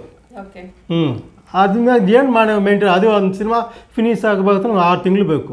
ಹಾಂ, ಆದ್ದರಿಂದ ಇವ್ರ ಹತ್ರ ಬಂದಾದ್ಮೇಲೆ ಸ್ವಲ್ಪ ದುಡ್ಡು ಹಣಕಾಸು ಏನಾದರೆ ನೋಡ್ತಾ ಇರೋದು ಇವ್ರ ಹತ್ರ ಬಂದ ಮೇಲೆ ನಾವು ನೋಡ್ತಾ ಇರೋದನ್ನು. ಈಗ ಬಿಗ್ ಬಾಸ್ ಅಲ್ಲಿ ಯಾವ ಟೈಮಿಂಗ್ ಅಲ್ಲಿ ಅವ್ರದ್ದು ಶೂಟಿಂಗ್ ಇರುತ್ತೆ? ಏನು ಅಂದರೆ ಎಷ್ಟು ಅವರ್ ತಗೊಳ್ತೀರಾ ಅವ್ರ ಜೊತೆಗೆ ಇರ್ತೀರಾ? ಬೆಳಿಗ್ಗೆ ಶನಿವಾರ ಫುಲ್ ಡೇ, ಅದು 2 ಎಪಿಸೋಡ್ ಮುಗಿಯೋವರೆಗೂ ಬೆಳಗ್ಗೆಯಿಂದ ರಾತ್ರಿವರೆಗೂ, ಬೆಳಗ್ಗೆ 7 ಗಂಟೆಯಿಂದ 11 ಗಂಟೆವರೆಗೂ. ಹಾಂ, ಬೆಳಿಗ್ಗೆ ಸ್ಟಾರ್ಟ್ ಆಯ್ತು ಅಂದರೆ ಮಧ್ಯದಲ್ಲಿ ಒಂದು ಎಪಿಸೋಡ್, ಶನಿವಾರದ ಒಂದು ಎಪಿಸೋಡ್ ಮುಗಿಯುತ್ತೆ. ಅದಾದ್ಮೇಲೆ ಮತ್ತೆ ಒಂದು 2 ಅವರ್ಸಿಗೆ ಬ್ರೇಕ್ ಆದ್ಮೇಲೆ ಮತ್ತೆ ಸ್ಟಾರ್ಟ್ ಆಗಿದ್ರೆ ಮತ್ತೆ ರಾತ್ರಿ ಎಲ್ಲ ಡಿಸೈಡ್ ಎಲ್ಲ ಮಾಡಿ ಎಲ್ಲ ಬಿಫೋರ್ ಆಗಿರ್ತದೆ. ಇವಾಗ ಈಗ ನಾಳೆ ಶನಿವಾರ ಹಾಕಿದ್ರೆ ಮತ್ತೆ ಶನಿವಾರನೇ ನೆಕ್ಸ್ಟ್ ವಾರದ್ದು ಡ್ರೆಸ್ಸು ಸೆಲೆಕ್ಟ್ ಆಗೋಗ್ತದೆ, ಯಾವ್ಯಾವ ಪ್ಯಾಟರ್ನ್ ಇರಬೇಕು ಅಂತೆಲ್ಲ. ಅದೇ ನಾನು ಹೇಳಿದೆ, ಡಿಸೈನರ್ ನಮಗೆ ಅವರೇ ನಮಗೆ ಮೇನ್ ಪೇರೆಂಟ್. ನಾನು ಇನ್ನೊಂದು ಕ್ವಶನ್ ಕೇಳಬೇಕು. ಮೇಕಪ್ ಆರ್ಟಿಸ್ಟ್ ಅಲ್ವಾ ನೀವು? ಅವ್ರು ನ್ಯಾಚುರಲ್ ಆಗೇ ಕಾಣ್ತಾರಲ್ವ, ಅದ್ರಲ್ಲಿ ಮೇಕಪ್ ಥರ ಅನ್ಸೋದೇ ಇಲ್ಲ. ಸೊ ಯಾವ ಥರ ಟಚ್ ಅಪ್ಸ್ ಎಲ್ಲ ಅವ್ರಿಗೆ ಅಂದರೆ? ಇಲ್ಲ, ಮೇಕಪ್ ಹಾಕಲೇಬೇಕು. ಏನೇ ಆನ್ಸರ್ ಇದ್ರೂ ಲೈಟು ಒಂಚೂರು ಟಚಪ್ ಮಾಡಲೇಬೇಕು. ಮೇಕಪ್ ಜಾಸ್ತಿ ಯಾರು ಇವಾಗ ಜಾಸ್ತಿ ಯೂಸ್ ಯಾರೋ ಅಷ್ಟೇ ಇವಾಗ ಜಾಸ್ತಿ ಯೂಸ್ ಮಾಡಲ್ಲ. ಅಫ್ಕೋರ್ಸ್ ಅದೇ ಸಿನಿಮಾದಲ್ಲಿ ಮಾಡ್ತಾ ಇದ್ದು, ಅವಾಗ 1 ಇಂಚ ಮೇಕಪ್ ಮಾಡ್ತಾ ಇದ್ದು. ಇವಾಗ ಇಲ್ಲವೇ ಇಲ್ಲ, ಇವಾಗ ಎಲ್ಲ ನ್ಯಾಚುರಲ್ ಬಂದ್ಬಿಡ್ತಾಗ ಎಲ್ಲ. ಹಾಂ, ಇವಾಗ ಕ್ಯಾಮ್ರಾಗೆಲ್ಲ ಆ ಥರ ಟೆಕ್ನಾಲಜಿ ಜಾಸ್ತಿ ಬಂದಾದ್ಮೇಲೆ ಇದು ಕೆಲಸನೂ ಕಮ್ಮಿ ಆಗೋಯ್ತು ಎಲ್ಲರಿಗೂ, ಹಂಗಾಗ್ಬಿಡ್ತು ಈಗ. ಹಾಂ, ಅಂದರೆ ಅವ್ರಿಗೆ ಮೇಕಪ್ಪು ಭಾಳ ಚೆನ್ನಾಗಿ ಕೂತ್ಕೊಳ್ತದೆ, ತುಂಬ ಚೆನ್ನಾಗಿ ಕೂತ್ಕೊಳ್ತದೆ. ಲೈಟಾಗಿ ಹಾಕಿದ್ರು ತುಂಬ ಹೊತ್ತೂ ಇಲ್ಲ, ತುಂಬ ಕಮ್ಮಿ ಟೈಮ್. ಹಾಂ, ಎಲ್ಲ 15-20 ಮಿನಿಟ್ಸ್ ಅಷ್ಟೇ, 20 ಮಿನಿಟ್ಸ್ ಏನಾದ್ರು ಅಷ್ಟೇ ಅವ್ರಿಗೆ. ನಿಮ್ದು ಕಾಸ್ಟ್ಯೂಮ್ ಎಲ್ಲ ಅದು ಬಂದಿರುತ್ತೆ. ಮತ್ತೆ ಸುಮಾರು ಕಾಸ್ಟ್ಯೂಮ್ ಎಲ್ಲ ಬಿಗ್ ಬಾಸ್ ಕಂಟೆಸ್ಟೆಂಟ್ ಹೋಯ್ತು ಅನ್ಸುತ್ತಲ್ಲ, ಅವರೆಲ್ಲ ಕೇಳಿ ಎಲ್ಲರಿಗೂ ನೋಡಿ ಅವ್ರ ಡ್ರೆಸ್ ಮೇಲೆ ಅವ್ರು ಹಾಕೋ ಜಾಕೆಟ್ ಮೇಲೆ. ಸರ್, ಮೊದಲು ಅಂಬರೀಷ್ ಅಣ್ಣನ ದಾನಶೂರ ಕರ್ಣ ಅಂತಿದ್ದು, ಅದಾದ್ಮೇಲೆ ಇವರೇನೆ. ಅಂಬರೀಷ್ ಅಣ್ಣ ಈಗಿಲ್ಲ. ಇವತ್ತು ಏನಾದ್ರು ದಾನಶೂರ ಕರ್ಣ ಅಂತ ಈ ಇಂಡಸ್ಟ್ರಿಯಲ್ಲಿ ಮತ್ತೊಬ್ರು ಯಾರು ಇದ್ದಾರೆ ಅಂದರೆ ಸುದೀಪ್ ಅವರು ಅಂತಲೇ ಹೇಳ್ತೀನಿ ಸರ್. ಯಾಕೆಂದ್ರೆ ನಾನು ನೆನೆಸ್ಕೋಬೇಕು, ನೀವೇನಾರ ಕೇಳಿ. ಇವತ್ತು ನಾವೇ ಅವ್ರ ಜೊತೆಲಿ ಇರ್ತೀವಿ, ಸರ್ ಅದೊಂದು ಚೆನ್ನಾಗಿ ಕಾಣಿಸ್ತದೆ ಕೊಡಿ ಸರ್ ಅಂದರೆ, ಹೌದಾ ತಗೋಬಿಡು ಅಂತಾರೆ. ಯಾಕಂದ್ರೆ ನಾವು ಕಣ್ಣಾರೆ ಬಿಗ್ ಬಾಸ್ ಅಲ್ಲಿ ನೋಡ್ತಿರ್ತೀವಿ, ಅಲ್ಲಿ ಯಾರು ಕಂಟೆಸ್ಟೆಂಟ್ ಅವ್ರು ಹಾಕಿರೋ ಜಾಕೆಟ್ ಕೇಳಿದ್ರೆ ನೆಕ್ಸ್ಟ್ ಒಂದು 2 ವೀಕ್ಸ್ ಅಲ್ಲಿ ಅವ್ರಿಗೆ ಬಂದ್ಬಿಟ್ಟಿರ್ತದೆ. ಹೌದು, ಅಂದ್ರೆ ಅವ್ರ ಬಟ್ಟೆಗಳ ಬಗ್ಗೆ ಯಾರು ಕೇಳಿದ್ರೆ ಅದಷ್ಟು ಕೊಟ್ಟಿದ್ದಾರೆ. ಬಟ್ಟೆ ಅಲ್ಲ ನಿಮ್ಗೆ ಬೇರೆ ಏನಾದ್ರು ಆಮೇಲೆ ಅವ್ರು ಊಟ ಕೂಡ ಇವ್ರಿಗೆಲ್ಲ ಮಾಡಿ ಕಳಿಸ್ತಾರಲ್ಲ, ಅವ್ರವ್ರ ಅನುಸಾರವಾಗಿ ಅವ್ರಿಗೆ ಏನ್ ಇಷ್ಟ ಆಗತ್ತೋ ಅದೇ ತರನೇ ಮಾಡಿ ಅಷ್ಟು ಪೇಷನ್ಸ್ ಇಂದ ಅಷ್ಟು ನೀಟಾಗೆಲ್ಲ ಪ್ಯಾಕ್ ಮಾಡಿ ಅಡಿಗೆಯಲ್ಲಿ ತುಂಬಾ ಇಂಟ್ರೆಸ್ಟ್ ಇದೆ ಸರ್. ತಗೊಂಡೆ ಕಳಿಸ್ತಾರೆ ಅಂದ್ರೆ ಅವ್ರು ನೀವ್ ಹೇಳಿದ್ರಲ್ಲ ಒಂದು ಮಾತೃ ಹೃದಯ ಅವರಲ್ಲಿ ಇದೆ ಅಂತ, ಅದ್ರಲ್ಲೇ ತೋರಿಸುತ್ತೆ. ಒಂದು ಅಮ್ಮ ಅಡಿಗೆ ಇದರಲ್ಲಿ ಭಾಳ ಇಂಟ್ರೆಸ್ಟ್ ಇದೆ. ಒಂದೇ ಅಲ್ಲ, ನಾವು ಅಲ್ಲಿ ಶೂಟಿಂಗ್ ಸ್ಪಾಟಲ್ಲಿ ಕೆಲಸ ಮಾಡ್ತಾ ಇರ್ತೀವಿ. ಯಾರು ಬೇರೆ ಆರ್ಟಿಸ್ಟ್ ಆದರೆ ಅವರು ವರ್ಕರ್ಸ್ ಅಲ್ವಾ, ಹೆಂಗೋ ಇದಾರೆ ಬಿಡು ಅಂತ ಹೇಳ್ಬಿಡ್ತಾರೆ. ಇವ್ರು ಹಂಗಲ್ಲ, ಇವ್ರು ಯಾವ ರೂಮು ಹೆಂಗಿದ್ದಾರೆ ಅವರು. ಆಮೇಲೆ ನಾವೆಲ್ಲ ರೋಡ್ ಸೈಡಲ್ಲಿ ಏನಾದ್ರು ಊಟ ನಿಂತ್ಕೊಂಡು ತಿಂತಿದ್ರೆ ಯಾಕೆ ಚೇರ್ ಇಲ್ವಾ, ಒಂದು ಟೆಂಟ್ ಹಾಕ್ಕೊಳ್ಳಿ, ಕೂತ್ಕೊಂಡು ಊಟ ಮಾಡಿ, ಫುಲ್ಲು ಒಂದು ಅರೇಂಜ್ಮೆಂಟ್ ಮಾಡಿಸ್ಕೊಡ್ತಾರೆ. ಎಲ್ರಿಗೂ ಬರಲ್ಲ ಅದು. ಹೌದು, ಎಲ್ಲರೂ ಕೂತ್ಕೊಂಡು ಊಟ ಮಾಡಿ. ಯಾಕೆ ಅವ್ರು ಕ್ಯಾರವಾನ್ ಇದ್ರೂ ನಮ್ಗೊಂದು ಟೆಂಟ್ ಹಾಕ್ಸಿರ್ತಾರೆ. ಆಮೇಲೆ ನಮ್ಮನ್ನೆಲ್ಲ ಕೇರ್ ಮಾಡ್ತಾರೆ. ಮನೆ ಅವ್ರ ರೂಮ್ ಚೆನ್ನಾಗಿದ್ದಾವ, ಅವ್ರು ಯಾವ ಥರ ಬರ್ತಾರೆ ಎಲ್ಲವನ್ನೂ ಕೇಳ್ತಾರೆ. ಎಲ್ಲರೂ ಮತ್ತೆ ಒಂದು ಕೇಳ್ತಾರೆ. ರೂಮ್ ಎಲ್ಲ ಹೊರಗಡೆ ಆ ಗುಣಗಳು ಬೇರೆಯವ್ರಿಗೆ ಬರಲ್ಲ ನೋಡಿ. ಅವರು ನೀವು ಬೇರೆಯವ್ರ ಜೊತೆ ವರ್ಕ್ ಮಾಡಿ ಬಂದಿದ್ದೀರಾ, ಸೊ ಇಲ್ಲಿ ನಿಮಗೆ ಡಿಫ್ರೆನ್ಸ್ ಗೊತ್ತಾಗುತ್ತೆ. ಡಿಫ್ರೆನ್ಸ್ ಗೊತ್ತಾಗುತ್ತೆ. ಬೇರೆಯವ್ರಿಗೆ ಬೇರೆ ಆರ್ಟಿಸ್ಟ್ಗಳಲ್ಲಿ ಬೇರೆ ಬೇರೆ ಥರ ಇದೆ. ಇವರಲ್ಲಿ ಒಂದು ಕೈ ಮೇಲೆ. ಈಗ ನನ್ನಲ್ಲಿ 2 ವಿಧ ಇದೆ ಅಂದರೆ ಇವ್ರಿಗೆ ಜಾಸ್ತಿ ಇದೆ. ಅವ್ರು ಇನ್ನೂ ಜಾಸ್ತಿ, ನಿಮ್ಗಿನ್ನ ಜಾಸ್ತಿ ನೋಡ್ಬಿಟ್ಟಿದ್ದಾರೆ. ಎಕ್ಸ್ಪೀರಿಯನ್ಸ್ ಜಾಸ್ತಿ ಆಗಿದೆ ಅವರಿಗೆ, ಡಬಲ್. ಆದರೆ ನಾನು 96 ಅವ್ರಿಗೆ ಮೇಕಪ್ ಹಾಕಿದ್ದೆ ಮೇಡಮ್ ಅವ್ರಿಗೆ. ಅದಾದಮೇಲೆ ಒಂದು 5-6 ವರ್ಷ ಗ್ಯಾಪ್ ಬಂದ್ಬಿಡ್ತು. ಅವ್ರಿಗೆ ಕೆಲಸ ಸಿನಿಮಾ ಯಾವುದೂ ಇರಲಿಲ್ಲ. ನನಗೂ ನಾನು ಬೇರೆ ಕಂಪ್ನಿಗಳಿಗೆ ಮಾಡ್ತಾ ಇದ್ದೆ ಅವಾಗ. ಯಾವಾಗ ಅಂದರೆ ದೊಡ್ಡ ಸಿನಿಮಾಗಳು ಅವಾಗ ನಾನು ಬ್ಯುಸಿ ಇದ್ದೆ ಅವರು ಟೈಮಲ್ಲಿ. ಆ ಟೈಮಲ್ಲಿ ಗ್ಯಾಪ್ ಆದಮೇಲೆ ಸಾರಿಗೂ ನನಗೂ ಯಾವುದೇ ಸಿನಿಮಾ ಸಿಗಲಿಲ್ಲ. ಅದಾದಮೇಲೆ ಗೂಳಿ ಸಿನಿಮಾಗೆ ಸಿಕ್ತು. ಅದು ಕಂಪ್ನಿ ನಾನೇ ಮಾಡ್ತಾಯಿದ್ದೆ. ಅದರಿಂದ ಕಂಪ್ನಿದು ಮತ್ತೆ ಕಂಟಿನ್ಯೂ ಸ್ಟಾರ್ಟ್ ಆದೆ. ಅದು ಯಾವಾಗ ನಾನು ಮೇಕಪ್ ಹಾಕಿದ್ನೋ ಇವತ್ತು ಯಾರೇ ಸಿಕ್ಕಲಿ ನಾನು ಫಸ್ಟ್ ಮೇಕಪ್ ಹಾಕಿದ್ದು ಇವರೇ ಅಂತ ಹಿಂಗೆ ಇಂಟ್ಯೂಸ್ ಮಾಡಿಕೊಡ್ತಾರೆ ಪ್ರತಿಯೊಬ್ಬರಿಗೂ. ಇವಾಗೂ ಯಾರೇ ಇರಲಿ, ಅಕಸ್ಮಾತ್ ನನ್ನ ಗ್ಯಾಪ್ ಇತ್ತಲ್ಲ, ಆ ಗ್ಯಾಪಲ್ಲಿ ಎಲ್ಲೋ ಒಂದು ಕಡೆ ಸಿಕ್ಕಿದ್ರು ಅಲ್ಲೇ ಯಾವುದೋ ಲೊಕೇಶನಲ್ಲಿ ಆವಾಗ್ಲೂ ಕರೆದು ಮಾತಾಡಿಸಿ ಅವ್ರಿಗೆ ಬೇರೆಯವ್ರಿಗೆ ಇಂಟ್ಯೂಸ್ ಮಾಡಿಕೊಟ್ರು. ನೋಡಿ ಇವರೇ ನನಗೆ ಫಸ್ಟ್ ಮೇಕಪ್ ಆದ್ರೆ ಸಿಗ್ತಾ ಇಲ್ಲ ಕೈಗೆ ಅಂತ. ಹಂಗೆ. ಅದರಿಂದ ಹೇಳ್ಕೊಳ್ಳಲ್ಲ, ಬೇರೆಯವ್ರು ಹೇಳ್ಕೊಳ್ಳಲ್ಲ. ಇವರು ಅಂದ್ರೆ ಅವ್ರಿಗೆ ಪ್ರತಿಯೊಬ್ಬರಿಗೂ ನಿಮ್ಮನ್ನ ಪರಿಚಯ ಮಾಡ್ಕೊಳ್ಳೋ ಒಂದು ಮನೋಭಾವನೆ ಇದೆ ಅವರಲ್ಲಿ. ಅದು ಮಾಡಿ ಒಂದು ಶೂಟ್ ಮಾಡಿ ಕಳಿಸಿದ್ದಾರೆ ಒಂದ್ಸಲಿ. ಅದೇ ಶೂಟ್ ತೋರಿಸಲ್ಲ ಸರ್ ನಿಮ್ಗೆ, ಒಂದ್ಸಲಿ ತೋರಿಸ್ತೀನಿ, ಆಮೇಲೆ ಕೊಡ್ತೀನಿ ಇದನ್ನು. ಅವರೇ ಟ್ವೀಟ್ ಮಾಡಿ ಅದು ಶೂಟ್ ಮಾಡಿ, ಅದು ಸ್ಟುಡಿಯೋನು ಅದು ಎಲ್ಲ ಡೇಟ್ ಎಲ್ಲ ಸಮೇತ ಟ್ವೀಟ್ ಮಾಡಿದ್ರು ಒಂದ್ಸಲಿ. ಅವರು ಇಷ್ಟು ಮೂವೀಸ್ ಮಾಡಿದಾರಲ್ಲ, ಅದ್ರಲ್ಲಿ ಫೇವ್ರೇಟ್ ಯಾವ್ದು ಸರ್ ನಿಮಗೆ? ನಿಮಗೆ ಆಟೋಗ್ರಾಫ್. ನನಗೆ ಹುಚ್ಚ ಪಿಕ್ಚರು. ಯಾಕೆಂದರೆ ಆ ಹುಚ್ಚ ಪಿಕ್ಚರ್ನ ನನಗೆ ಅದು ಒಂದು, ಆಮೇಲೆ ಮಾಣಿಕ್ಯ, ಅದು ಎರಡು ಸಾಂಗೇ ತುಂಬಾ ಚೆನ್ನಾಗಿದೆ. ಅವ್ರಿಗೆ ಸೂಟಬಲ್ ತರ ಇದೆ ಅದು. ಹುಚ್ಚ ಪಿಕ್ಚರ್ನ ಆಸೆ ಪಡ್ತೀನಿ. ಯಾಕೆಂದರೆ ಹುಚ್ಚ ಪಿಕ್ಚರ್ನಲ್ಲಿ ನಾನೇ ಅದರಲ್ಲಿ ಸಿನಿಮಾ ಕಾಸ್ಟ್ಯೂಮ್ ಆಗಿ ಕೆಲಸ ಮಾಡಿದೆ. ಅವರು ಲಾಸ್ಟ್ ಕ್ಲೈಮ್ಯಾಕ್ಸಲ್ಲಿ ಆ ಹುಚ್ಚಿನ ಡ್ರೆಸ್ ಹಾಕ್ಕೊಳ್ತಾರೆ ನೋಡಿ, ಅದು ಸಾಗರದಲ್ಲಿ ಶೂಟಿಂಗ್ ಮಾಡ್ತಾ ಇರಬೇಕಾದ್ರೆ ಅವ್ರು ಹಾಕ್ಕೊಂಡಿರೋವಂಥ ಡ್ರೆಸ್ ಇದೆಯಲ್ಲ, ಆ ಚೈನು, ಆ ಚಡ್ಡಿ, ಆ ಕಬ್ಬ, ಆ ಗ್ರೇ ಕಲರ್ ಕಬ್ಬ, ಅವ್ರ ಹೋಟ್ಲಿಗೆ ನಮ್ಮನ್ನು ಕರೆಸ್ಕೊಂಡು ಹಿಂಗೆ ಬೇಕು ನನಗೆ, ಹಿಂಗೆ ಮಾಡಬೇಕು ಅಂತೇಳಿ ರಾತ್ರಿ 6 ಗಂಟೆ ಪ್ಯಾಕಪ್ ಆದಮೇಲೆ, ನಾಳೆ ಶೂಟ್ ಅದು, 6 ಗಂಟೆ ಪ್ಯಾಕಪ್ ಆದಮೇಲೆ ಹಿಂಗೆ ಹೊಲೀರಿ ಅಂತ ಹೇಳಿ ಅವ್ರದ್ದು ಪ್ಯಾಟರ್ನ್ ತೋರಿಸಿ ನಮ್ಮ ಹತ್ರ ಖುದ್ದು ನಿಂತು ಅವರೇ ಆ ಡ್ರೆಸ್ನ ಮಾಡಿಸ್ಕೊಂಡು ನಮ್ಮ ಹತ್ರ ಬೆಳಿಗ್ಗೆ ಡ್ರೆಸ್ ಹಾಕಿ ಅಷ್ಟು ಹೈಲೈಟ್ ಆಯಿತು. ನಾನು ಅಂಥ ಸಿನಿಮಾದಲ್ಲಿ ನಾನು ಕೆಲಸ ಮಾಡಿದ್ದೀನಿ. ನನಗೂ ಅದೊಂದು ಭಾಗ್ಯ, ಯಾಕಂದ್ರೆ ಖುಷಿ. ಅದನ್ನೇ ನಾನು ಇವತ್ತಿಗೂ ಹೇಳ್ತಾ ಇರೋದು. ಆ ಡ್ರೆಸ್ಸು ನಾನು ಸಹ ಅವತ್ತು ಮಾಡಿದ್ದೆ, ಅದು ನನ್ನ ಫೇವರೇಟ್. ಅಲ್ಲ, ಇದೆಲ್ಲ ಏನ್ ಗೊತ್ತಾ, ನಿಮ್ಮ ಜೀವನದಲ್ಲೇ ಇದೆಲ್ಲ ಒಂದು ಮೆಮೊರಬಲ್ ಇದೆಲ್ಲ. ಇಂಥ ಅವಕಾಶಗಳು ಸಿಗಲ್ಲ, ಕೆಲವೆಲ್ಲ ಮರೆಯೋಕ್ಕಾಗಲ್ಲ. ಏನು ಮೇಡಮ್, ಅದು ಆ ಚೈನು, ಆ ಡ್ರೆಸ್ಸು, ಅವ್ರು ಬರ್ತಾರೆ ಆ್ಯಕ್ಟಿವ್ ನೋಡಿದ್ರೆ ಮೈ ಜುಮ್ ಅಂತದೆ. ಅಷ್ಟು ನನಗೂ ಅವತ್ತೊಂದು ಖುಷಿ, ಆ ಡ್ರೆಸ್ನ ನಾವು ಮಾಡಿದೋ ನನಗೊಂದು ಸಾರ್ಥಕ. ಆಮೇಲೆ ಬುರ್ಜ್ ಖಲೀಫಾಲಿ ಒಂದು 25th ಆನಿವರ್ಸರಿ ಮಾಡಿದ್ರೆ ಅವಾಗ ನೀವು ಇದ್ರ? ಅಲ್ಲಿ ನಾವು ಹೋಗಲಿಲ್ಲ. ಇದಕ್ಕೆ ಮಾತ್ರ ಇದು ಟ್ರೈಲರ್ ಅದು ಬಿಡುಗಡೆ ಮಾಡೋಕೆ ವಿಕ್ರಾಂತ್ ರೋಣ ಅಷ್ಟೊಂದು ಈಸಿನೇ ಅಲ್ಲ. ಇಲ್ಲ, ನಾವು ಸರ್ ಮಾಡಿದಾರೆ ಅಂದ್ರೆ ಗ್ರೇಟ್ ಥಿಂಗ್ ಅದು. ಇಲ್ಲ, ಆ ಟೈಮ್ಗಳಲ್ಲಿ ನಾವು ಕೊರೋನಾ ಹತ್ರ ನಾವು ಊರಿನಲ್ಲಿ ಮನೆ ಕಟ್ತಿದ್ದು, ಇವ್ರಿಗೆ ಅನಾರೋಗ್ಯ, ಹಂಗಾಗಿ ನಾವೆಲ್ಲೂ ಹೋಗಲಿಲ್ಲ. ನಾವು ಅದೊಂದು ಮಿಸ್. ಇಲ್ಲಾಂದ್ರೆ ಸುಮಾರು ಫಾರಿನ್ ಟ್ರಿಪ್ ಎಲ್ಲ ಆಲ್ಮೋಸ್ಟ್ ಸಿನಿಮಾ ಯಾವ್ದಾವ್ದು ಇದ್ರೂ ಈಗಲೂ ಅಷ್ಟೇ ಯಾವಾಗ್ಲೂ ಇವಾಗ ಈಗ ಅವ್ರ ಜೊತೆ ಶೂಟಿಂಗ್ ಇರಲ್ಲ, ನೀವೆಲ್ಲ ಹೊರಗಡೆ ಇರ್ತೀರಾ, ಆದ್ರೆ ಟಚ್ ಅಲ್ಲಿ ಇರ್ತೀರಾ? ಟಚ್ ಇದ್ದೇ ಇರ್ತೀವಿ. ನೋಡಿ ಇವತ್ತಲ್ಲಿ ಕ್ರಿಕೆಟ್ ಇದೆ, ಮತ್ತೆ ಹೋಗ್ಬೇಕು, ನೀವು ಬರಬೇಕು, ನಮ್ಮನ್ನಲ್ಲಿ ಕರೆದಿದ್ದಾರೆ, ಹೋಗ್ತೀವಿ, ಅಲ್ಲೇ ಇರ್ತೀವಿ, ಅವ್ರ ಜೊತೆಗೆ ಇರ್ತೀವಿ. ಓಕೆ ಸರ್, ಈಗ ಸುದೀಪ್ ಸರ್ ಶೂಟಿಂಗ್ ಅಲ್ಲಿ ಇರ್ತಾರೆ ಅಂದ್ರಲ್ಲ, ಯಾವ ಮೂವಿಗೆ ಶೂಟ್ ಮಾಡ್ತಿದ್ದೀರಾ? ಮ್ಯಾಕ್ಸ್ ಅಂತ ಶೂಟಿಂಗ್ ನಡೀತದೆ. ಓಕೆ, ಅದೇನು ಮುಗಿಯೋ ಹಂತದಲ್ಲಿ? ಮುಗಿದೆ, ಒಂದು 10-15 ಡೇಸ್ ಆದರೆ ನೆಕ್ಸ್ಟ್ ಇಯರ್ ರಿಲೀಸ್ ಆಗುತ್ತೆ. ಓಕೆ, ಇದು ಆಗ ಇಷ್ಟೊಂದು ಮುಗಿದೇ ಇರಬೇಕು. ಇದು ಕೊರೋನಾ ಒಂದು, ಆಮೇಲೆ ಮಳೆ ಜಾಸ್ತಿ ಚೆನ್ನೈಯಲ್ಲಿ ಸೆಟ್ ಹಾಕಿದ್ದಾರೆ. ಹೌದು, 2 ವರ್ಷ ಅಲ್ಲ, ಈಗ ಆಗಿದ್ದು 3 ತಿಂಗಳಾಯಿತು. ಮಳೆ ಜಾಸ್ತಿ ಚೆನ್ನೈಯಲ್ಲಿ ಸೆಟ್ ಹಾಕಿದ್ದಾರೆ. ಮಳೆಯಿಂದ ಸ್ವಲ್ಪ ಇದು ಮಹಾಬಲಿಪುರಂ. ಇದು ಅಬ್ರಾಡ್ ಅಲ್ಲೇನೂ ಇಲ್ವಾ? ಇದು ಅಬ್ರಾಡ್ ಏನಿಲ್ಲ, ಬೆಂಗಳೂರು ಮತ್ತು ಅಲ್ಲಿ ನಡೀತಾ ಇದೆ. ಇನ್ನೊಂದು 20 ಡೇಸ್ ಆದರೆ ಪಿಕ್ಚರ್ ಫಿನಿಶ್ ರಿಲೀಸ್ ಆಗುತ್ತೆ. ಅವರು ಬಿಗ್ ಬಾಸ್ ಅಲ್ಲಿ ಇದ್ದಾರೆ, ಆ ಕಡೆ ಮೂವಿ ಮಾಡ್ತಾ ಇದ್ದಾರೆ. ಸೊ ಇವೆರಡರ ಮಧ್ಯ ಇದನ್ನ ಹೆಂಗೆ ಬ್ಯಾಲೆನ್ಸ್ ಮಾಡ್ತಾರೆ ಸರ್? ಬ್ಯಾಲೆನ್ಸ್ ಅಂದರೆ ಇವಾಗ ಅದರಿಂದ ಇವಾಗ ಒಂದು 10 ಡೇಸ್ ಗ್ಯಾಪ್ ಕೊಟ್ಟಿದ್ದಾರೆ. ಅವರೇ ಜವಾಬ್ದಾರಿ. ಹೌದು ಹೌದು ಹೌದು. ಆಮೇಲೆ CCಯಲ್ಲಿ ಇರೋದೊಂದು 3-4 ಡೇಸಿಂದ ಇವಾಗ ಅದಕ್ಕೆ ಟೈಮ್ ಕೊಟ್ಟು ಬ್ರೇಕ್ ಮಾಡಿದ್ದಾರೆ. ಈಗ ಅದು ಸರ್, ಇದು ಬಿಗ್ ಬಾಸ್ ಬಂದು ವೀಕ್ಲಿ ಒಂದು ಟೈಮು ಓಕೆ, ಅದು ಅಡ್ಜಸ್ಟ್ ಆಗೋಗ್ಬಿಡ್ತಿದೆ. ಇದರಿಂದ ಇದು ಮುಗಿಸ್ಕೊಂಡು ಮತ್ತೆ ಅದಕ್ಕೆ ಶೂಟಿಂಗ್ ನೆಕ್ಸ್ಟ್ ಮಂತ್ ಮತ್ತೆ 3-4 ಸ್ಟಾರ್ಟ್ ಆಗುತ್ತೆ. ಅದರಿಂದ ಮುಗಿಸ್ಕೊಂಬರ್ತೀವಿ. ಏನು ತೊಂದರೆ ಏನಿಲ್ಲ. ಒಂದು ವಾರ ಸ್ವಲ್ಪ ಗ್ಯಾಪಲ್ಲಿ ಅಷ್ಟೇ, 10 ಡೇಸ್ ಆಗಿ. ಆಲ್ಮೋಸ್ಟ್ ಎಲ್ಲ ಇದೆ. ಶಿವಣ್ಣ, ಉಪೇಂದ್ರ ಸಾರು, ಗಣೇಶ್ ಸಾರು, ಮತ್ತು ದುನಿಯಾ ಅವರು, ಡಾಲಿ ಧನಂಜಯ್ ಅವರು, ಸಾರು ಎಲ್ಲ ಟೀಮ್, ಎಲ್ಲ ಆರ್ಟಿಸ್ಟ್ಗಳೆಲ್ಲ ಇಲ್ಲ ಬೆಂಗಳೂರಲ್ಲಿ, ಎಲ್ಲ ಬೆಂಗಳೂರಲ್ಲಿ. ಅವ್ರವ್ರ ಟೈಮ್ ಅವ್ರು ಮಾಡ್ಕೊಂಡು ಬರ್ತಾ ಇರ್ತಾರೆ. ನಾವು ಹೋಗ್ತಾ ಇರ್ತೀವಿ, ಬರ್ತಾ ಇರ್ತೀವಿ ಅಲ್ಲಿಗೆ. ಅಲ್ಲಿ ಕೆಲಸ ಜಾಸ್ತಿ ಏನು ಇರಲ್ಲ ನಮಗೆ ಅಲ್ಲಿ.